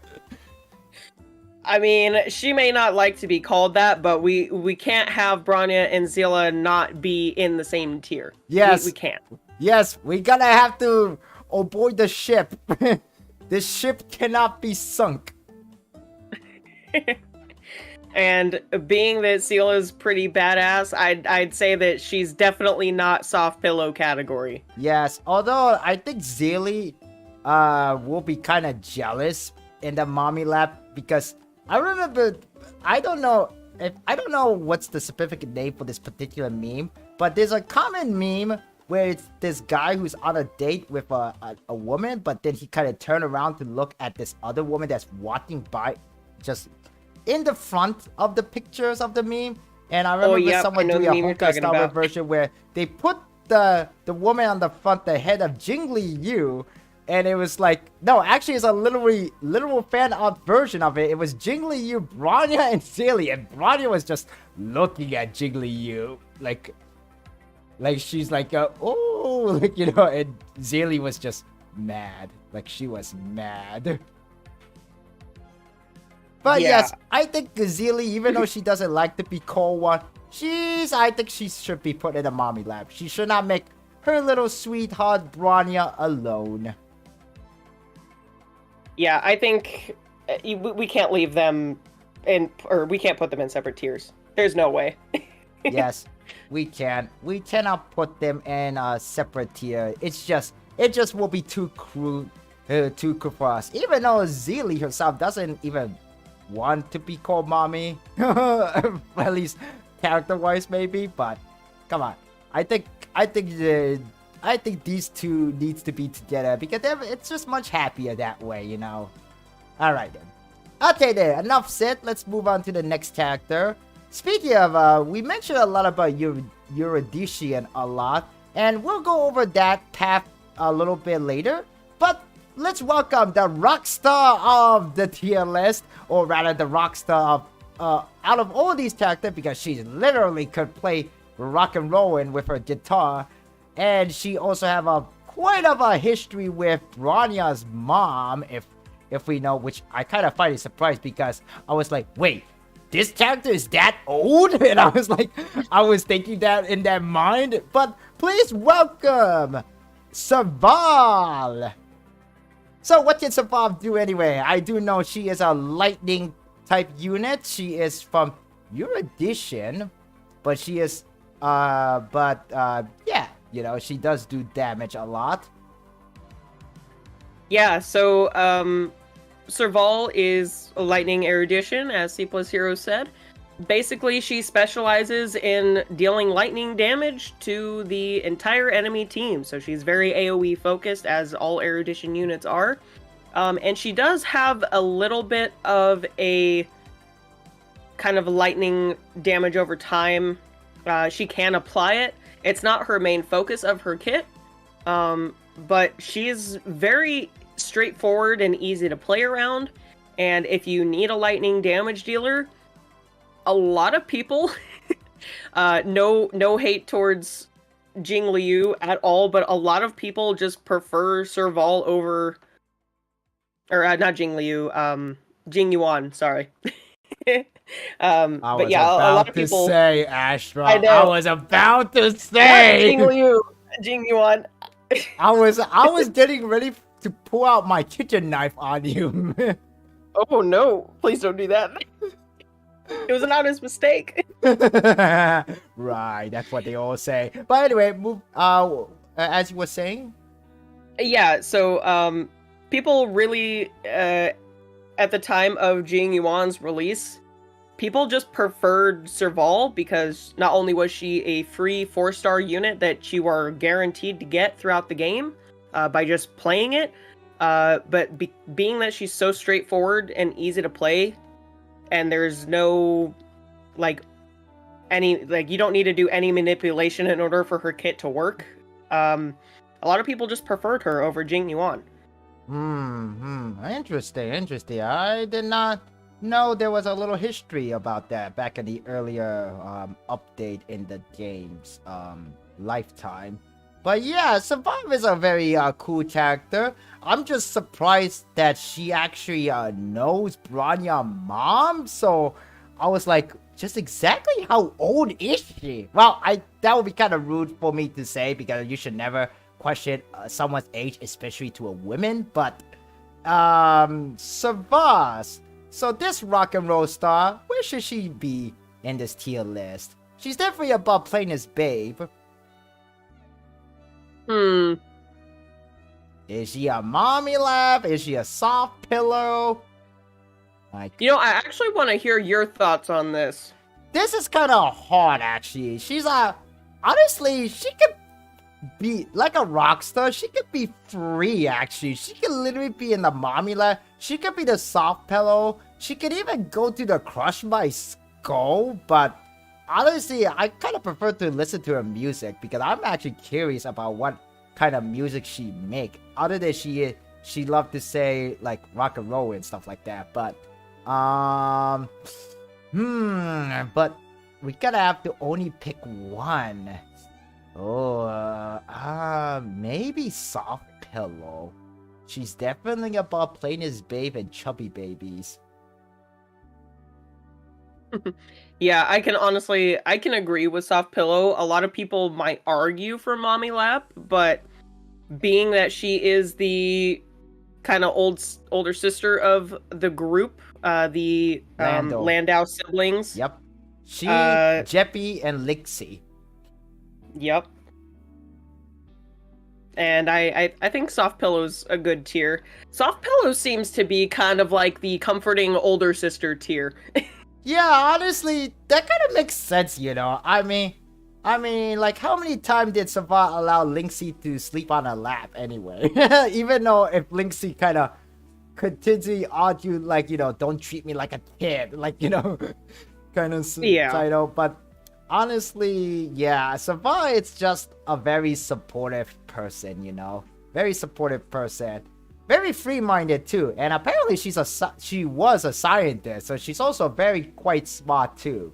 She isn't like, if you guys think she's a dummy mommy, she isn't a dummy mommy for sure. She could be a mommy, but she's not a dummy mommy because she was a scientist. If you play the story. Nowhere near Kafka tier. Nowhere near Kafka tier, unfortunately. But also, before I put her in the soft pillow, is there any thought about your own thought about the current status of how the game is treating the Eurydition, whatever that path that Savar is on? Because a lot of people seem to think that Eurydition is becoming very, very, very underrated or like below underrated. So a lot of people seem to not like Eurydition because there's just not a lot of good character in that path from what I heard and the Honkai Star Rail community. Yeah, so in my opinion, it's not even that the erudition units are bad or that their kits are, mismatched or anything like that. I think it's just that right now the game state doesn't allow for erudition units to shine very much. Because mostly what happens is in cases like Simulated Universe and in the Forgotten Hall, you have your single target big boss monster, of course. But then the trash waves, there's not really many instances where you have 4 or 5, maybe even 6 trash wave units that you have to clear through. Most of the time, you know, you have your boss unit, you have your 2 or 3 trash mobs, and then maybe the boss will spawn in 2 more. So that's 5 enemies total, but only 4 of them are, you know, erudition worthy, you know, basically where the erudition would shine the most. But then after that, at that point, you're down to 1 or 2 enemies in which destruction units just generally shine more because they're good at single target, but also AoE in the sense of there being like 2 or 3 enemies. Yeah, I just hope that someday in the next update or so in the future, like in next year, we will have more erudition character that could do a much more better job than Savab, to be honest. But like, you know, just like not like in a similar department or anything, like work the same way as Savab, but just like be more useful, you know. Let erudition to shine a bit, because there's just too many good character that's kind of better than what Savab can do. But if you guys are the type of people who free to play, who never unlock any 5-star character whatsoever, I think Savab does do a fine job, and she's a soft pillow. She's just a very good supportive pillow, at least for a while. But yes, wow, we have at least like couple more characters left actually, and we didn't even have gotten to the main character yet of this game, Honkai Star Rail. Honestly, I think we can knock 3 of them out like right away. Okay then, I think we have the next one. We have the basically a partner to Kafka. She is a Stellaron hunter. Actually, her rerun is happening right now, starting just today. It is the one, the hacker, the gamer. It is Silverwolf, who is on my try to work on to gather as many Stellar Jade as possible to unlock this character. And welcome to the live stream, Kaya, all the way from Russia. Hello there. But I don't know how to say Russia and hello in Russian, but anyway, welcome to the live stream. Okay then, so Silverwolf, alright, what does Silverwolf do briefly? If you can explain it briefly. Yeah, I'll try to do it a little briefly. Silverwolf is a quantum nihility unit who specializes in mostly pretty much only single target, but she applies debuffs to the enemy. Her ultimate ability applies a defense break, and her skill applies a bug that can inflict weakness to an enemy that they don't already currently have. And she also applies another part of the bug where she can decrease the enemy's attack, their speed, and also decrease their defense as well. Nice. Yeah, Silverwolf is very, very powerful. She might not hit quite a punch compared to other characters, but if you put her with like heavy attack like Jiggly or any other heavy attacker that's not shown in this tier list, but in the game itself, she could become pretty overpowered because although I would say that some people may argue that Silverwolf could be a bit of a cheating because she can expose enemies' weakness, or rather give enemies a weakness that you rather that you want it to have if you're like very desperate. But so someone will kind of make the game like easy, at least from what I heard, what people argue about using against Silverwolf. But I think Silverwolf as a character wise, she is very cool. I have seen like a lot of poster of her at Anime NYC when I went to the convention about a few weeks ago with my wife. So she is a really cool character. Yeah, she does a very good job with what her role is.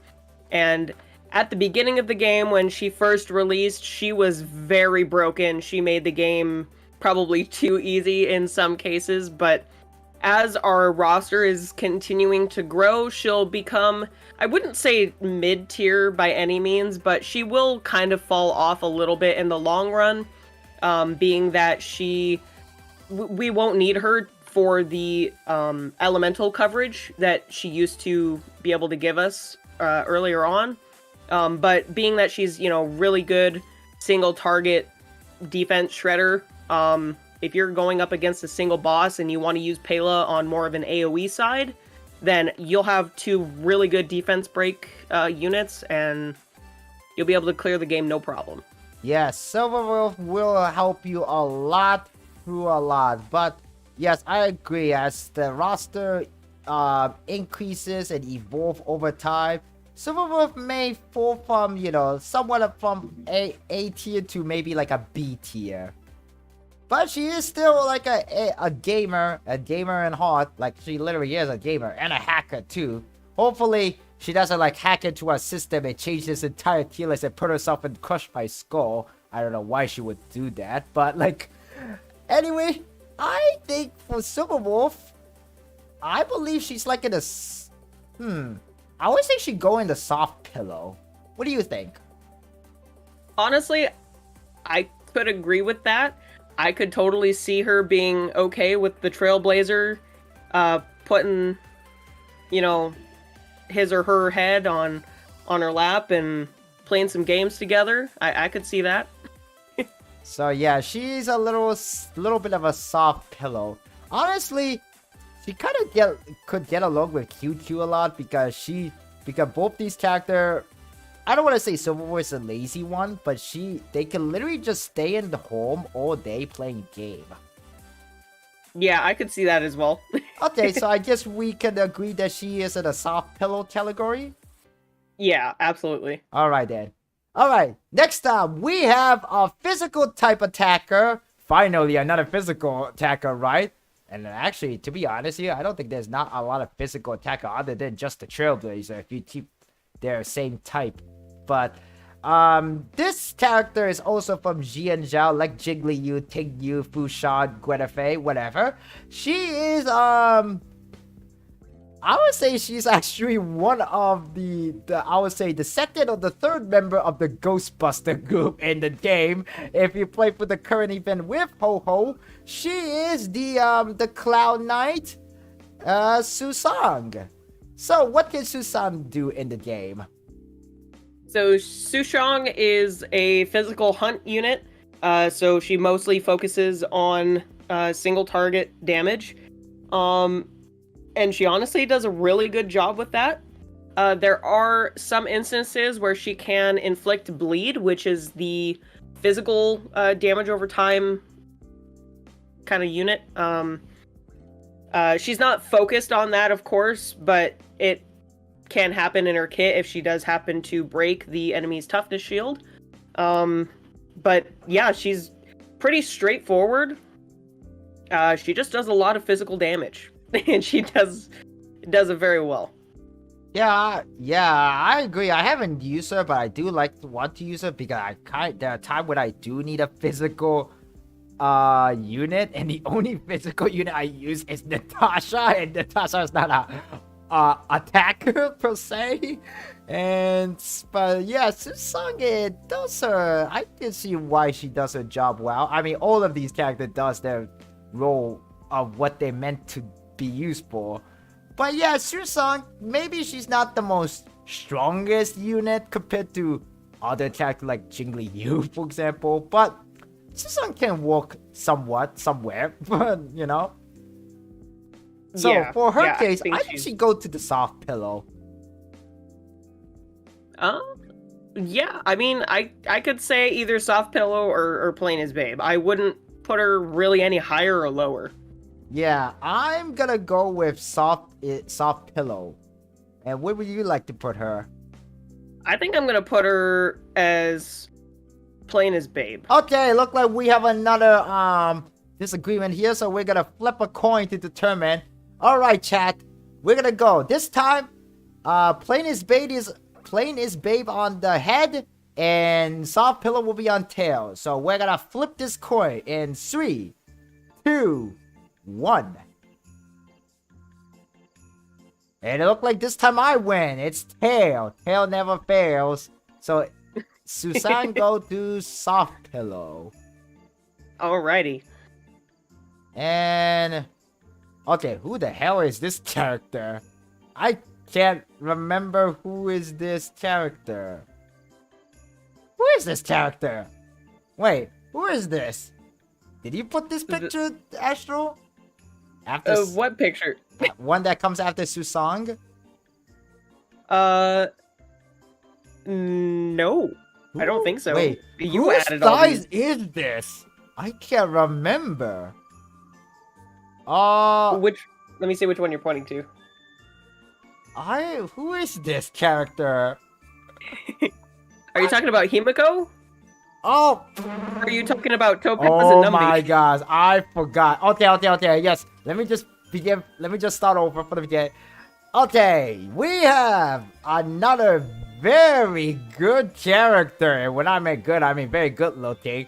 She is literally, I would say literally if Kafka was the most suggested one, I would say this character is also very supportive, like Savar from the soft pillow category, but she's also very hot, like literally she's a fire type, like Gwenevere and Asta, as well as the fire preservation trailblazer. She is the one and only the satellite girl Himiko, the mommy of the Astro Express crew, and literally the awesome 5-star character that you can unlock her from the standard warp or the standard banner, whichever you like to call it. And I believe that Aster can explain a little bit more about Himiko, but what I do understand that Himiko kind of works similar to like our early character that we ranked, Herta, in a sense. But maybe Aster can explain a little bit about what I mean by that. Yeah, so Himiko is a fire erudition unit, and very similar to Herta is that her kit is based on follow-up attacks that are AoE, but her follow-up attacks are based off of the enemy's kind of elemental shield being broken versus the enemy's HP being 50% or less. But she's a very usable unit. I know that there are a lot of people who swear by Himiko and will never let her out of their party. And I know other people who would just prefer to run anybody else besides Himiko. So yeah, everybody's it's just very down. split. Everybody is literally down bad for Himiko. Yeah, like I said, as far as gameplay opinions go, people are very split, but I think just about everybody agrees that she is very hot. Like literally, I mean, she's a fire type, like like literally. Charmander. Anyway, yeah, like yeah, Himeko is a very hot. Like if you start up the game, at least on the PlayStation 5 version of Honkai Star Rail, maybe also same thing on the PC. The first, actually no, it's on the PlayStation 5. The first thing you will see when you open up the game on the PlayStation 5 is literally the art of the Astro Crew Express, and Himeko just very good looking character, okay? There's no denying that. Like, she's a little good looking character. You wish you want to go on a dinner with her. I would say that maybe just try not to act like a jerk, or try to like impress yourself around her like forcefully, because I think she's the type of character who just rather just, you know, more quiet, read a book, and, you know, just enjoy a nice dinner or something. I don't know, maybe she like to go on McDonald's, or rather, I don't know, but like, you know, she just rather go drink at a Starbucks cafe or whatever, drink some tea, warm nice tea, read a book, sit down. But, and even if she does sit down a lot, have you seen what can she do with her ultimate? Like, that is the most, quite literally the hardest ultimate animation ever. She literally sit down with her leg crossed and her giant satellite just go pew pew at the enemy and blow up shit. Very, very cool ultimate. I think it's probably one of my favorites. I'm honestly kind of sad that I don't have her just because I want to see that ultimate like every time that I play the game. Yeah, fortunately she's part of the standard pool, so and she's a 5-star, so there is a great chance that you can unlock her. I mean, if you just collect enough Stellar Jade or save up your regular Star Rail passes, then you can able to unlock her. Yeah, for sure. Alright, so where do we think we want to put her? There's no argument here, but she is definitely in the mommy lap, I would say. But what do you think, Astro? Is she in the mommy lap? Or does she deserve to be in the Crush My Skull next to Kafka? Being that she's a coffee lover like myself, I almost want to just put her in the Crush My Skull category because anybody who likes coffee as much as I do deserves to be put up an extra tier, in my opinion. I kind of like... She's definitely can be in the mommy lap, but... excuse me. I think I agree with you.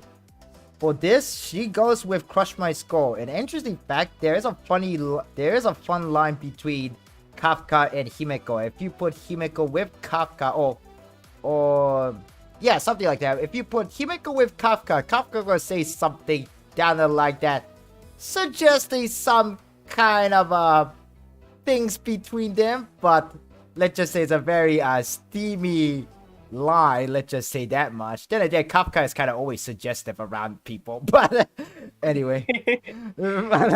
but yeah, Himeko is definitely kind of like Crush My Skull, even though she's a very kind person who doesn't want to crush people's skull. I think she'd rather just obliterate people's skull with her laser beam from a satellite. She'll literally fire her laser at you. Like, literally. Yeah. Now, okay, so the next one, this character is actually one of the most recent characters that appear in the game. She has actually appeared in the main story game after you complete the second planet that you visit in the game, and she's actually kind of part of a main storyline that's more of a filler episode because we still haven't got any update about where we're gonna go next for our third planet or continue on, you know, the whole main story of the Honkai Star Rail. So this character appear kind of, you could say, the filler story arc of the Honkai Star Rail, but she is from the Interstellar Peace Corporation, who keep an eye on people. When I mean keep an eye on people, she go and collect your debt, so she's basically like the IRS agent of this game. Please welcome Topaz and her partner Numby. We don't want to forget about Numby. But it's exactly what does she do in this game, Astra? Since I have never unlocked Topaz before, but I did play a little bit of her in the test run, at least when it was available. Yeah, so Topaz and Numby are fire hunt units. Why she's hunt, I don't fully understand, but I think it's because she is this game's version of IRS agent. She just wants to collect and hunt down everyone's debt. Yeah, I think that's why. Also for the fact that there's too many Harmony units in this game that are just too good. Too many abundance. But she, but she basically is a support for anybody who does follow-up attacks. So Jing Yuan is kind of the main one that people talk about right now. But there's also Himeko and Herta. And basically, I mean, she can also be a kind of solo main DPS unit if you really want to invest in her that badly. I do. I'm a little bit biased in that way, but yeah, she does follow-up attack damage, and honestly, it's pretty cool.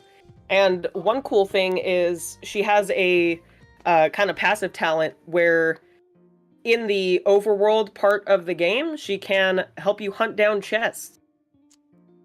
Astra, I made a scuff at the early beginning of this stream. You did. if you look closely at the chubby baby, remember I said let's put Ho-Ho and chubby baby? Well, that thigh is not Ho-Ho. That's March 7th thighs. If you look very closely, you can see bit of her camera that March 7th has on her around her waistline. Oh, you meant to talk about March 7th and not Ho-Ho. This feels awkward. Oh well, it's fine. Ho-Ho can stay in chubby baby. She's still adorable. I want to protect her. Okay, I'm gonna just switch the picture. Okay, yeah, sorry for the interruption, but yes. For Topaz and Numby, where do you think she should go? Honestly, looking at her splash out right now, her thigh is pretty thick. Yeah. I mean, just looking at it. Oh no, I would say Numby, just by looking at Numby itself, Numby is kind of a soft pillow. To be honest with you. I think she's like, Numby is literally like your pet dog or cat that you want to go sleep on your mattress. Maybe that's what Topaz does with her Numby. But Topaz, yeah, Topaz herself. Do you think she goes with the soft pillow or the mommy lap? I mean, look at her. Her lap is literally extra thick. I'm gonna have a little bit of another bias here, and between from bounty hunter to bounty hunter, I'm gonna say she goes into the crush my skull category. Really? Oh wow! Really? I am down bad for Topaz. I am an interstellar bounty hunter, and she is also a bounty hunter of sorts in the debt collecting form. Yeah, she collects debts. she collects debts. IRS agent of the game. But yeah, I'm gonna be a little biased, and I'm gonna put her in Crush My Skull. Okay, you know what? I'm gonna give it away for you. So let's put Topaz and Numby and Crush My Skull. But if Numby was just a character itself, then I would just put it in the soft pillow. Yeah, if it was just Numby, then yeah, soft pillow for sure. But Topaz, you gotta give her the scar. You gotta give it to her. I mean, she more likely she will crush your account than your skull. But yeah, like the whole case in point, yeah, I think she does that. Alright, so next up, we have...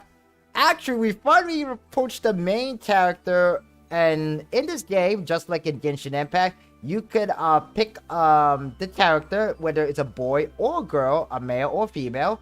And this is a thigh of a female character, because the female character has, well, partially naked thigh to reveal, but revealing thighs.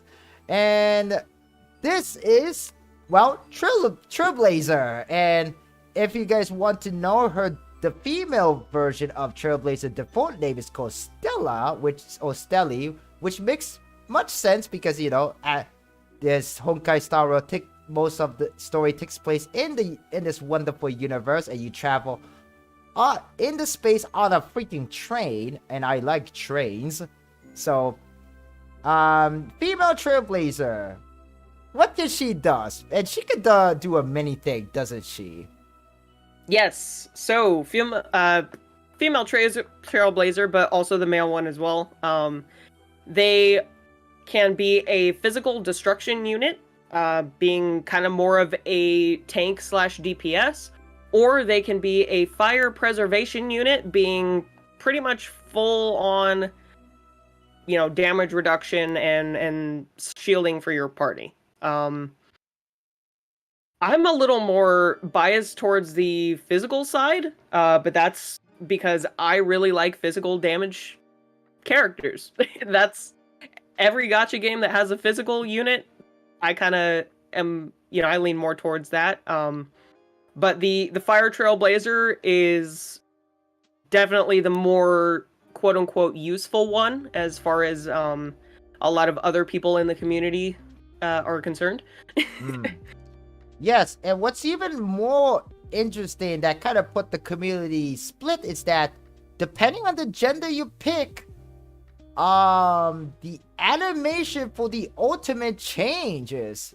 There's a difference in the animation for the female and the male trailblazer. I mean, for the fire preservation trailblazer, when he uses ultimate, you could when he finishes ultimate after the enemy blew up, you kind of see it from like kind of like a bottom left angle. But if you play as the female character, you see her at full front, so it's like a different angle. Same ultimate, does the same thing, but just a little bit of difference in the animation, which is very, very cool. And honestly, I'll admit that the female one looks much cooler than the male.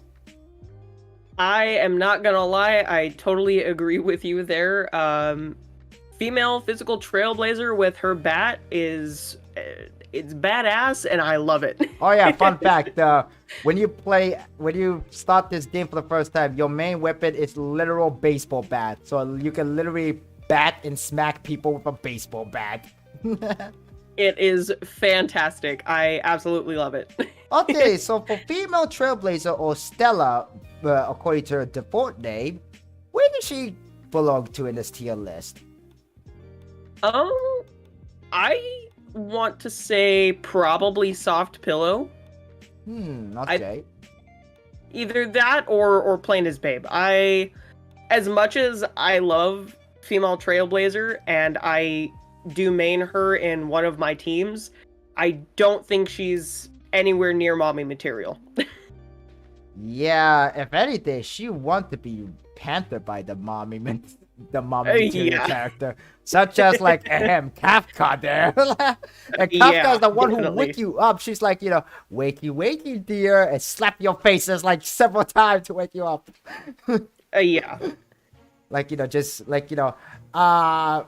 Oh man, if after this, when I go edit this live stream VOD, I'm probably gonna put that comment sound effect that a lot of VTuber put in the Twitch stream, where it goes like, "Oh, go harder, daddy," or something like that. Oh, that would be. Oh, in this case, it's gonna be "Go harder, mommy," but I don't know if there's a sound effect for that. Maybe I'll search harder. There has to be a sound effect for that. I'm pretty sure I'll find it very much.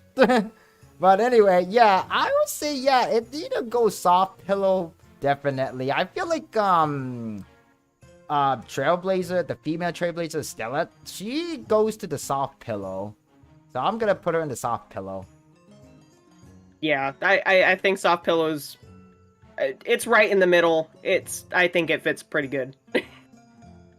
Okay, so next up we have another Foxy character, quite literally. She's also a Foxia like Ting Yu and Ho Ho. She is also from Jianzhou. She is actually one of the first character you meet her, but she also is the last character you meet her in a sense too, after you go through the main story on Jianzhou, which is kind of a little bit sad. Please welcome the sort of the leader of the Skyfaring Commission. It is Yukong. And Yukong is actually, it's also, I believe she's also a 4-star character. She's an imaginary character. Not saying that, she's good with imagination. No, not that kind of imagination, but like, although I don't want you chat to hear your own little imagination with Yukong, because I don't want to hear your dirty imagination. But, Yukong, yes, you could actually get her kind of freely, by free, if you complete the main story on Jianzhou, as well as go through the Forgotten Hole of the Jianzhou section. So if you complete level 1 of the Forgotten Hole for Jianzhou section, so at least that's what the game explained you how to unlock Yukong. But what can Yukong do exactly in this game? So Yukong is an imaginary harmony unit. So basically she's another buffer in the sense of being able to buff not only your attack and crit damage, very similarly to Bronya, but she has no turn manipulation or energy regeneration like Tingyun.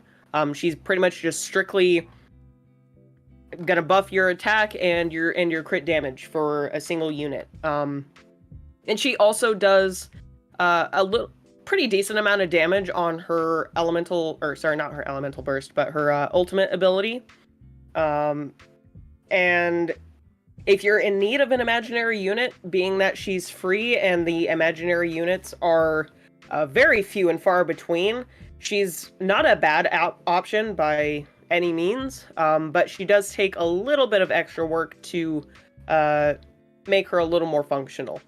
Right. Yeah, I kind of agree. And I agree that there's not that many imaginary like unit out there other than Welt. I know, and Welt is a dude, but he's a 5-star standard character, so you kind of need to like unlock him or pull him from the standard pool to get him, and he's like a really good imaginary character and kind of like the only imaginary damage dealer that I know of that can do pretty good damage.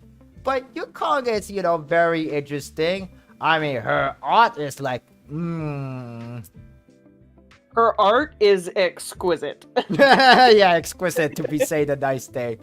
Although I kind of am curious about what's up with her when she mentioned about her daughter, and I kind of thought like, is Tingyu her daughter? No, I think it was her daughter that was, or either her daughter, her sister, or her friend.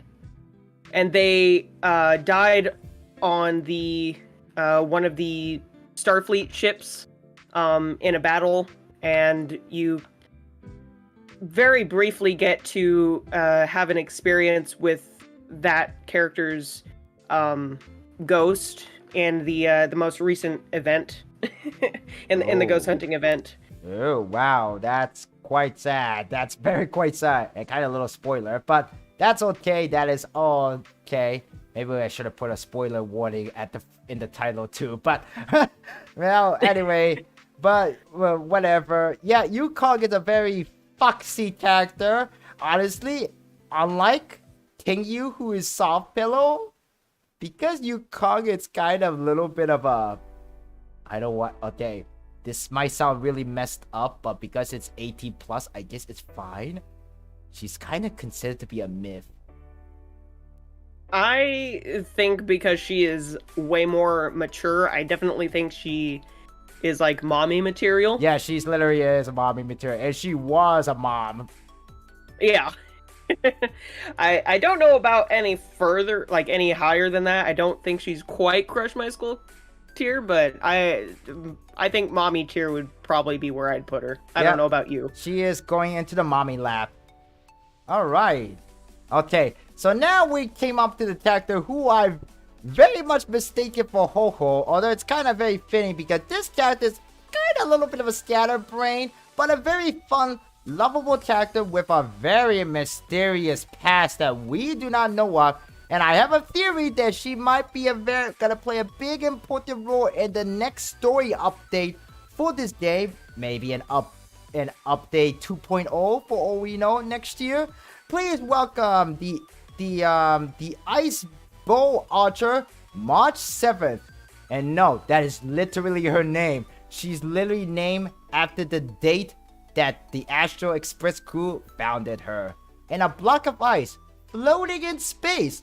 That's actually her origin, and we don't know much about her. Which makes her a very interesting character when it comes to story plot, if there's gonna be anything about her. I mean, first with Trailblazer, then Dan Hong, and I'm pretty sure we're gonna know more about March Supper and her mysterious past in some big story update in the future, eventually. But yeah, what can March 7th can do in the game anyway, if you're playing her in a game? March 7th is an ice preservation unit, so she has a shield that she can apply to your party with her skill.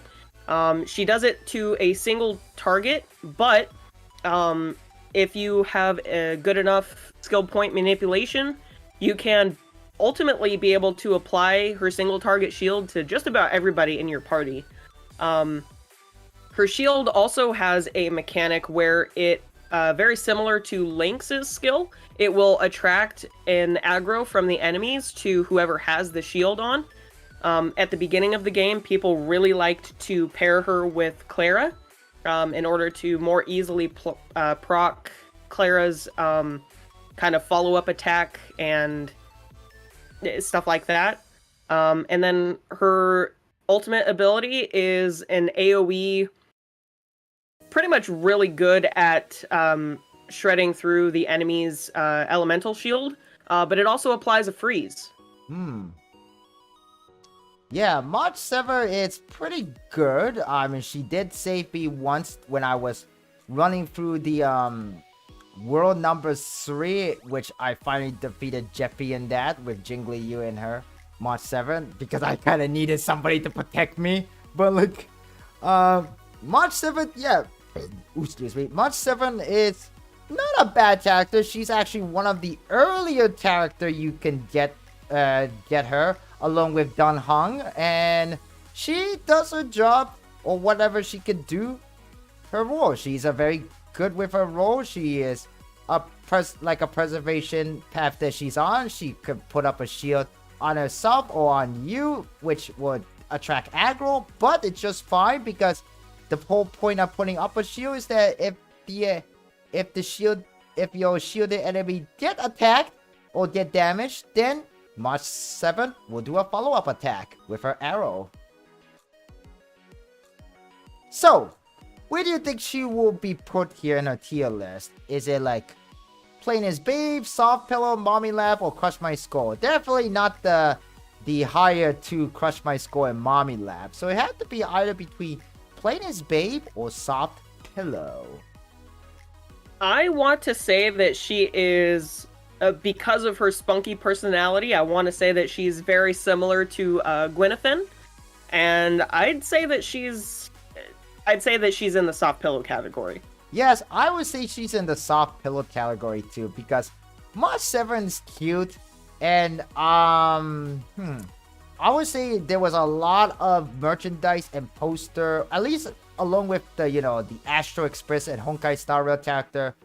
When I was at the convention a couple weeks ago with my wife, and yes, she is a very spunky, cool character. I would say that cosplay wise, maybe is a little difficult because how would you find a camera these days now?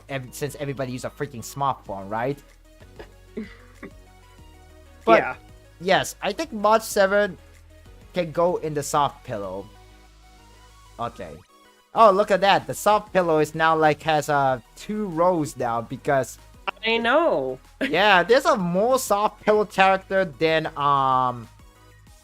Mommy Lab, Plays Babe. But since I kind of skipped these characters, let's make an honorable mention to the chubby baby, since I kind of skipped them and they kind of be a little anxious. So first, let's go over with the very first chubby baby in here. She is a reincarnated character. She is who knows how old she is, probably over 1,000 years old for now. And she's also a half dragon, because there's apparently a half dragon race in this game. And she is the miracle doctor, supposedly, but who always run away from her job. She's just I'm eating out. I'm out of here kind of meme character. She is the one and only Bailu. So what can Bailu do anyway? Not just as a healer. I mean, she is probably one of a very good healer, because she can literally revive your fallen character, right? Yeah, so Bailu is a lightning abundance unit. Very good at her job of healing and reviving your characters. She does, and I believe, does she do a cleanse on her skill as well? No, she does not. She doesn't? Okay. I didn't think she did. But yeah, basically, if you need a healer who does her job really well at healing, and if you're going against a tougher sage where you think you might need a revive, she's there for you. Yeah, she's the only unfortunate side is that she doesn't do really well in the attacking department, which makes sense because she's a healer, but her basic attack just kind of sucks. It's a little whip of a tail. I mean, yeah, it might give a shock to the enemy. That's another a status effect that you can do other than just bleed, shock. So, Yeah. but yeah, Bailu is not really strong when it comes to attack. Let's just say that much. And then the next character we have, she's a very sweet character, I would say. Very lovable, very, I don't know if she considered to be a sad character because we don't even know much about her, where she came from, because she is, well, orphanage. But please welcome the very kind and sweet character who is a friend to all robots in the world. It is Clara. So what can Clara do exactly in this game? Other than that, she basically gets feet for free. Like, literally, she's barefooted. Yeah, so Clara is a physical destruction unit who kind of focuses on follow-up attacks. So if she is targeted for an attack, her robot guardian Svarog will deal follow-up attack to the enemy, and a lot of people really were hoping to get her in the early game because she was basically a better version of the Trailblazer at the time when the game first came out. So people were really hoping to get Clara and again pair her with March 7th to kind of manipulate the enemy into getting dealt a lot of follow-up attacks.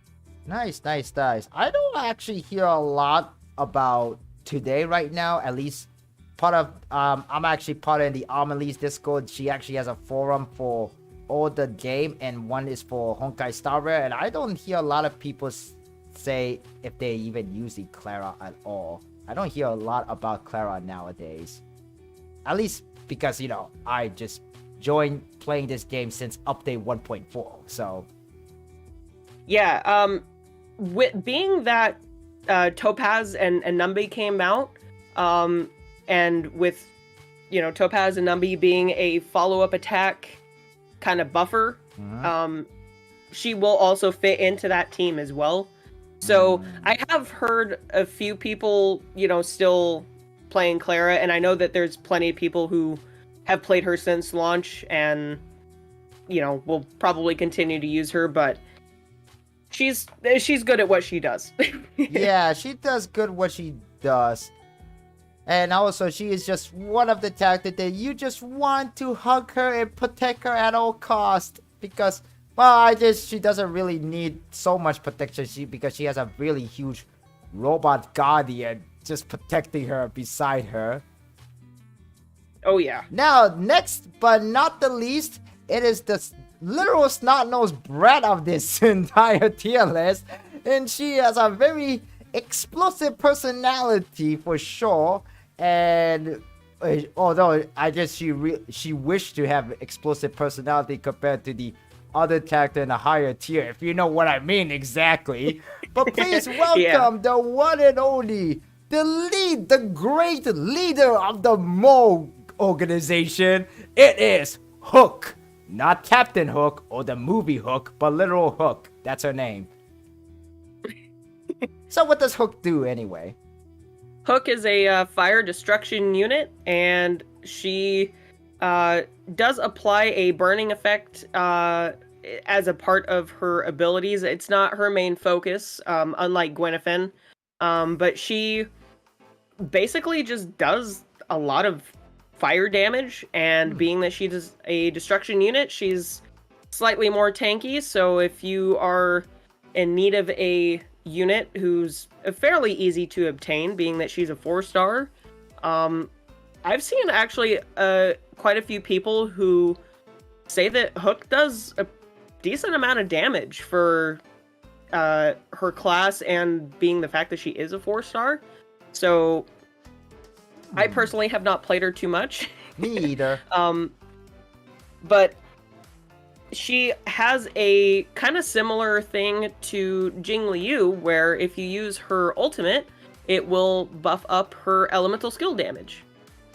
Interesting. Yeah, for a chubby baby snot-nosed brat, she does quite of a damage. But I guess it kind of does fit her personality anyway. Because she always causes some kind of trouble and always scheming things. Yeah, very much so. But never underestimate her because she is supposedly the great leader of her little gang in the underworld, the moles. But yes. Yeah, I mean, I love her little crew of the moles. They are the whole lot of them are just adorable. Yes, and apparently she has a name for her weapon, doesn't she? Oh, she does. I don't know it off the top of my head. It's called Digatron. She literally named her weapon Digatron, like as if it's a transformer. Like, oh, that's so cute.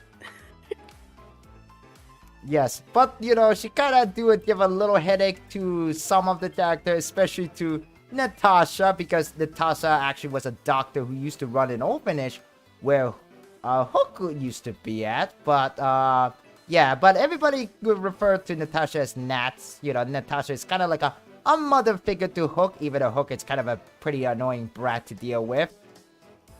But yes, I think that's about it, or is it? What do you think, Astro? Are we over yet? We kind of put all the character in this tier list. I don't see any other character. Or is my eye deceiving me? Oh no, your eyes are not deceived. We have a very special character to add to this list just for the fun. Yes, of it. Just for the fun. And Astro actually kind of mentioned this character when she was explaining about one of the chubby babies. And please welcome the thickest of the thick of all, the champion, the one who fought the Boulder Town champion Luca, as annoying as that mission was. But at a very sweet, bittersweet ending, personally.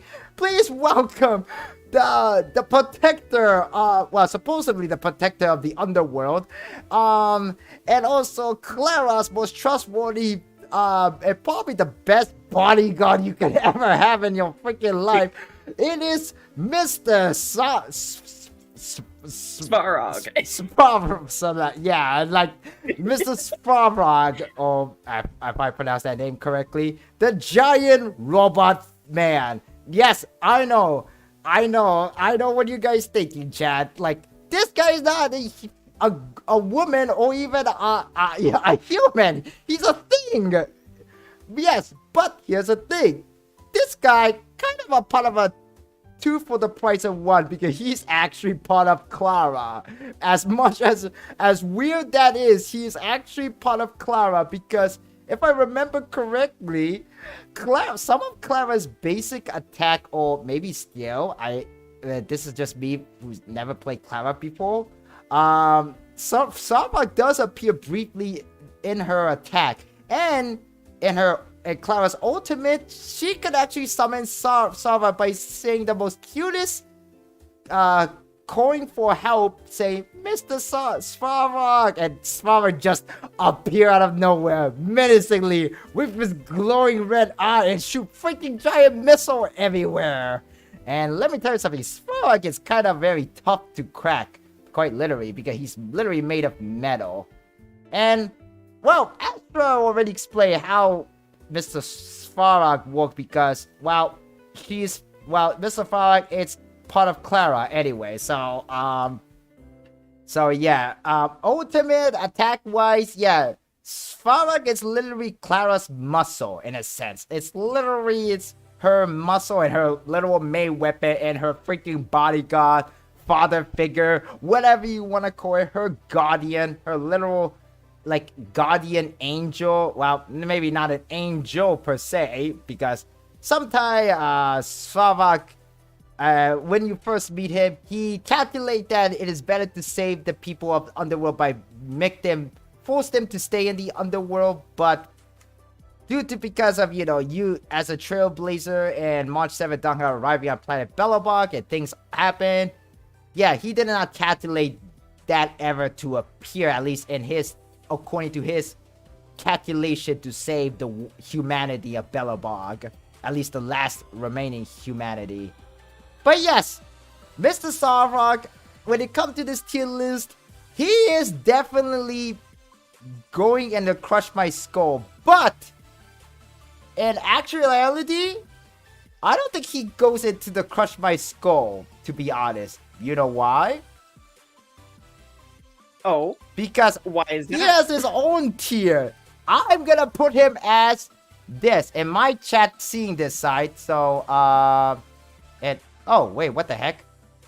It did not save. What the hell? Oh, yes, it did. Let me, start over. Oh, it did save. I guess again. Hold on. Hold on, chat. Hold on, guys. Hold on. Maybe I gotta have to refresh it, but I'm afraid what will happen if I do. Let me just try it once. No. What the heck? It did not work. What? What is going on? Okay. Okay, well, I don't know what just happened, but I meant to put Sarvok in his own little tier list. I was gonna put, like, the tier list death, because you literally can, other than just crushing your skull, he can literally just obliterate you, so I thought it would be fitting to put him in his own tier list just call it death. Because that's what he is. He's a literal death. I honestly totally agree with that. But somehow tier list is not working well for unknown reasons, so I'm just gonna put him in the Crush My Skull. But he literally could be put in his own tier list called Death, because he literally could just death. Like, he's literal death. Yeah. There's no denying it. Actually, if you press the little cogwheel on the Crush My Skull, you can add a row above. Oh, maybe that's what it is, but I don't see the tier list depth here for some unknown reason. It's not appearing, so... whatever. We're just gonna put Mr. Sarvok in the, Crush My Skull instead, so... That's what He's in Crush My Skull, but for a different reason. Yeah, he's in Crush My Skull, but for a different reason. Like, And yes, I just love to put this silly little thing at the end of the tier list, because just for the heck of it, I mean, come on. I don't know why. Mr. Sarvok, like I said, he's basically like part of the two for the price of one. He's literally Clara, but like, he's the muscle, Clara's muscle bodyguard slash father figure slash guardian, like literally. Right. And he's just in that Crush My Skull tier list for a different reason. I mean, he can literally crush like hundreds of skull in a day. Yeah, honestly, he's a badass character. I would put him in Crush My Skull or his own tier for sure. Although I know Clara is referring Sarvok as Mr. Sarvok because he has a very muscular like look to his design, so that makes him like more masculine. But honestly, yeah, we don't even know what his Sarvok's real gender is, so he could literally be a woman for all we know. I mean, he could not have a gender at all. I mean, he is a robot. I mean, yeah, he is a robot, but you know, he is literally Crush My Skull because he is super extra thick, much thicker than everybody else here. But we put him in that list just for a different reason, literally. But yeah, that's about it. This is the tier list. I am going to save this later and post it on Twitter later, or maybe I could just literally share it directly on Twitter by clicking on share on Twitter already. But I'm definitely gonna download this tier list as a PNG picture for, you know, future references, because honestly, this was a very fun stream, and I am glad that, you know, my collaborator here, Astro, joined in the stream, even though this stream was meant to be done by just myself, actually. Yeah, and I wanted to give you just a big thanks again for letting me co-host this with you, and I had a lot of fun.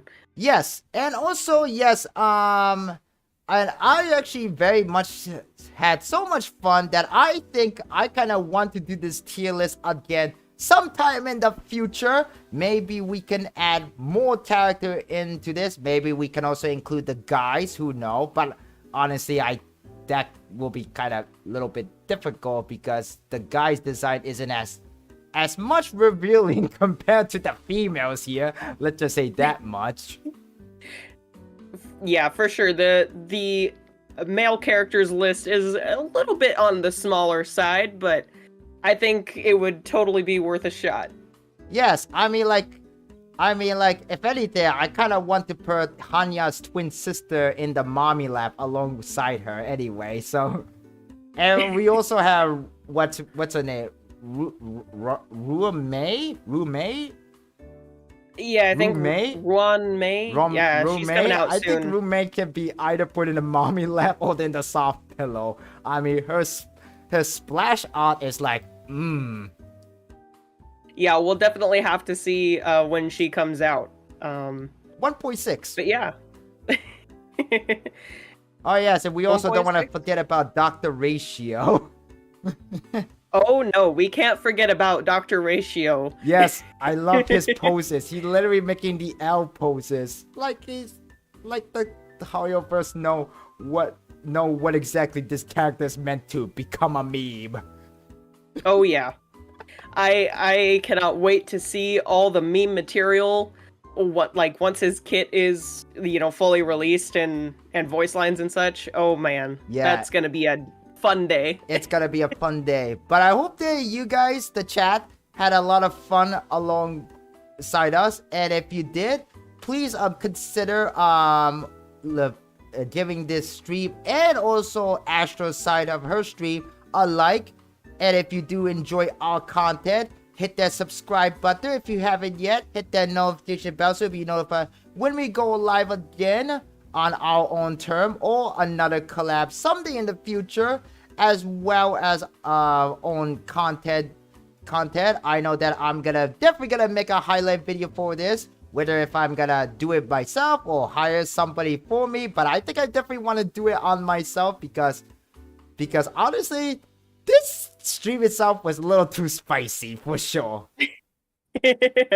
Plus, it'll be great practice for in the future. Yes, it's a great practice in the future, even though I have done a tier list before in the past, actually. So this is not my first rodeo, but this is my first rodeo when it comes to doing a tier list stream with somebody else, actually. And this was very, very fun. And I just want to say thank you to Astro for just joining in, not on the last minute, but deciding this to be what this stream came to be in the first place. And I had a lot of fun in this. And I also learned a lot about each of these characters a little bit too. So this stream is kind of a little bit educational too. Like Honkai Star Rail 101. Just explaining what each of these characters do. Yeah, for sure. Like I said, I had a lot of fun. And I cannot wait for the next collaboration that we do. Yes, I don't know what will be the next collaboration about. Maybe it could be Honkai Star Rail. But maybe if Astro has an idea, maybe we could do a Thai tier list for Genshin Impact. Who knows? And there are quite a lot of thick character in Genshin Impact too. There are indeed. Yes, and no, chat. Don't try to go burst. Don't let although I'm pretty sure some of you already went burst while we were doing this tier list anyway. Yeah. Yes. I hope that I hope that you guys all enjoyed this live stream. And also don't forget to check our social too. We're available on Twitter. We're also on YouTube. I'm mainly on YouTube. I know Astro also has a Twitch channel, so go and give her a follow on her Twitch as well if you want. And we'll see each other's next time, guys. I know it's kind of getting late now, so we both need to go to sleep. Well, at least I need to go to sleep. Astra's still gonna probably continue streaming because she's around 8 o'clock, almost 8:30. I'm around 11:30 here because I live in Eastern Standard Time Zone.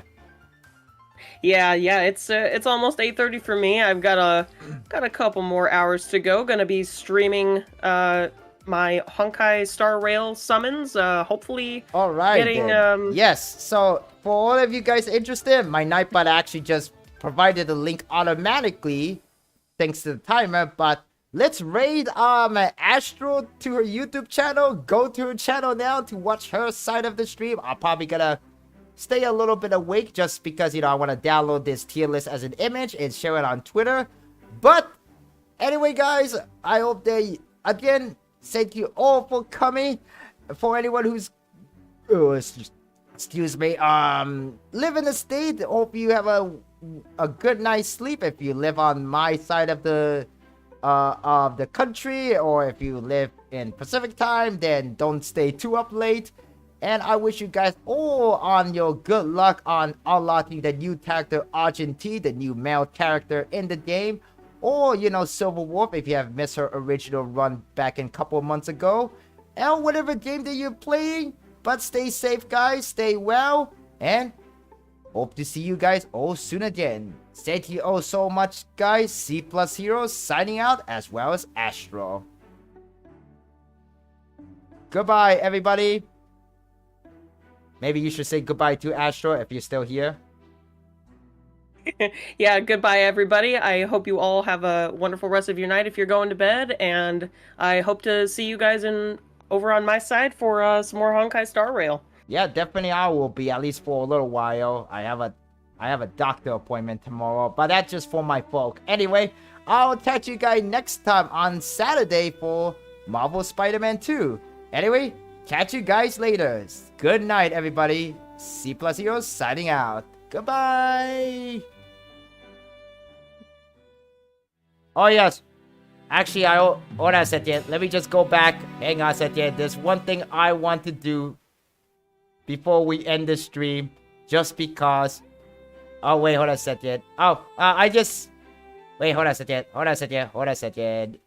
Let me go back to the browser, see my collabs. Because I just want to do this just to do it. Let's see now. Let me just do this. There are 2 wolves inside of me, and both of them are gay.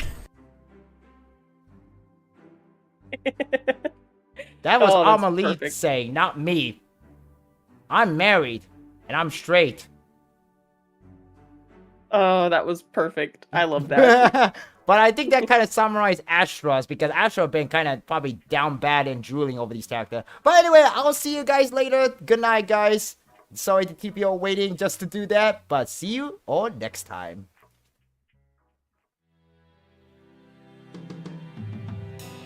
Ah, that was good.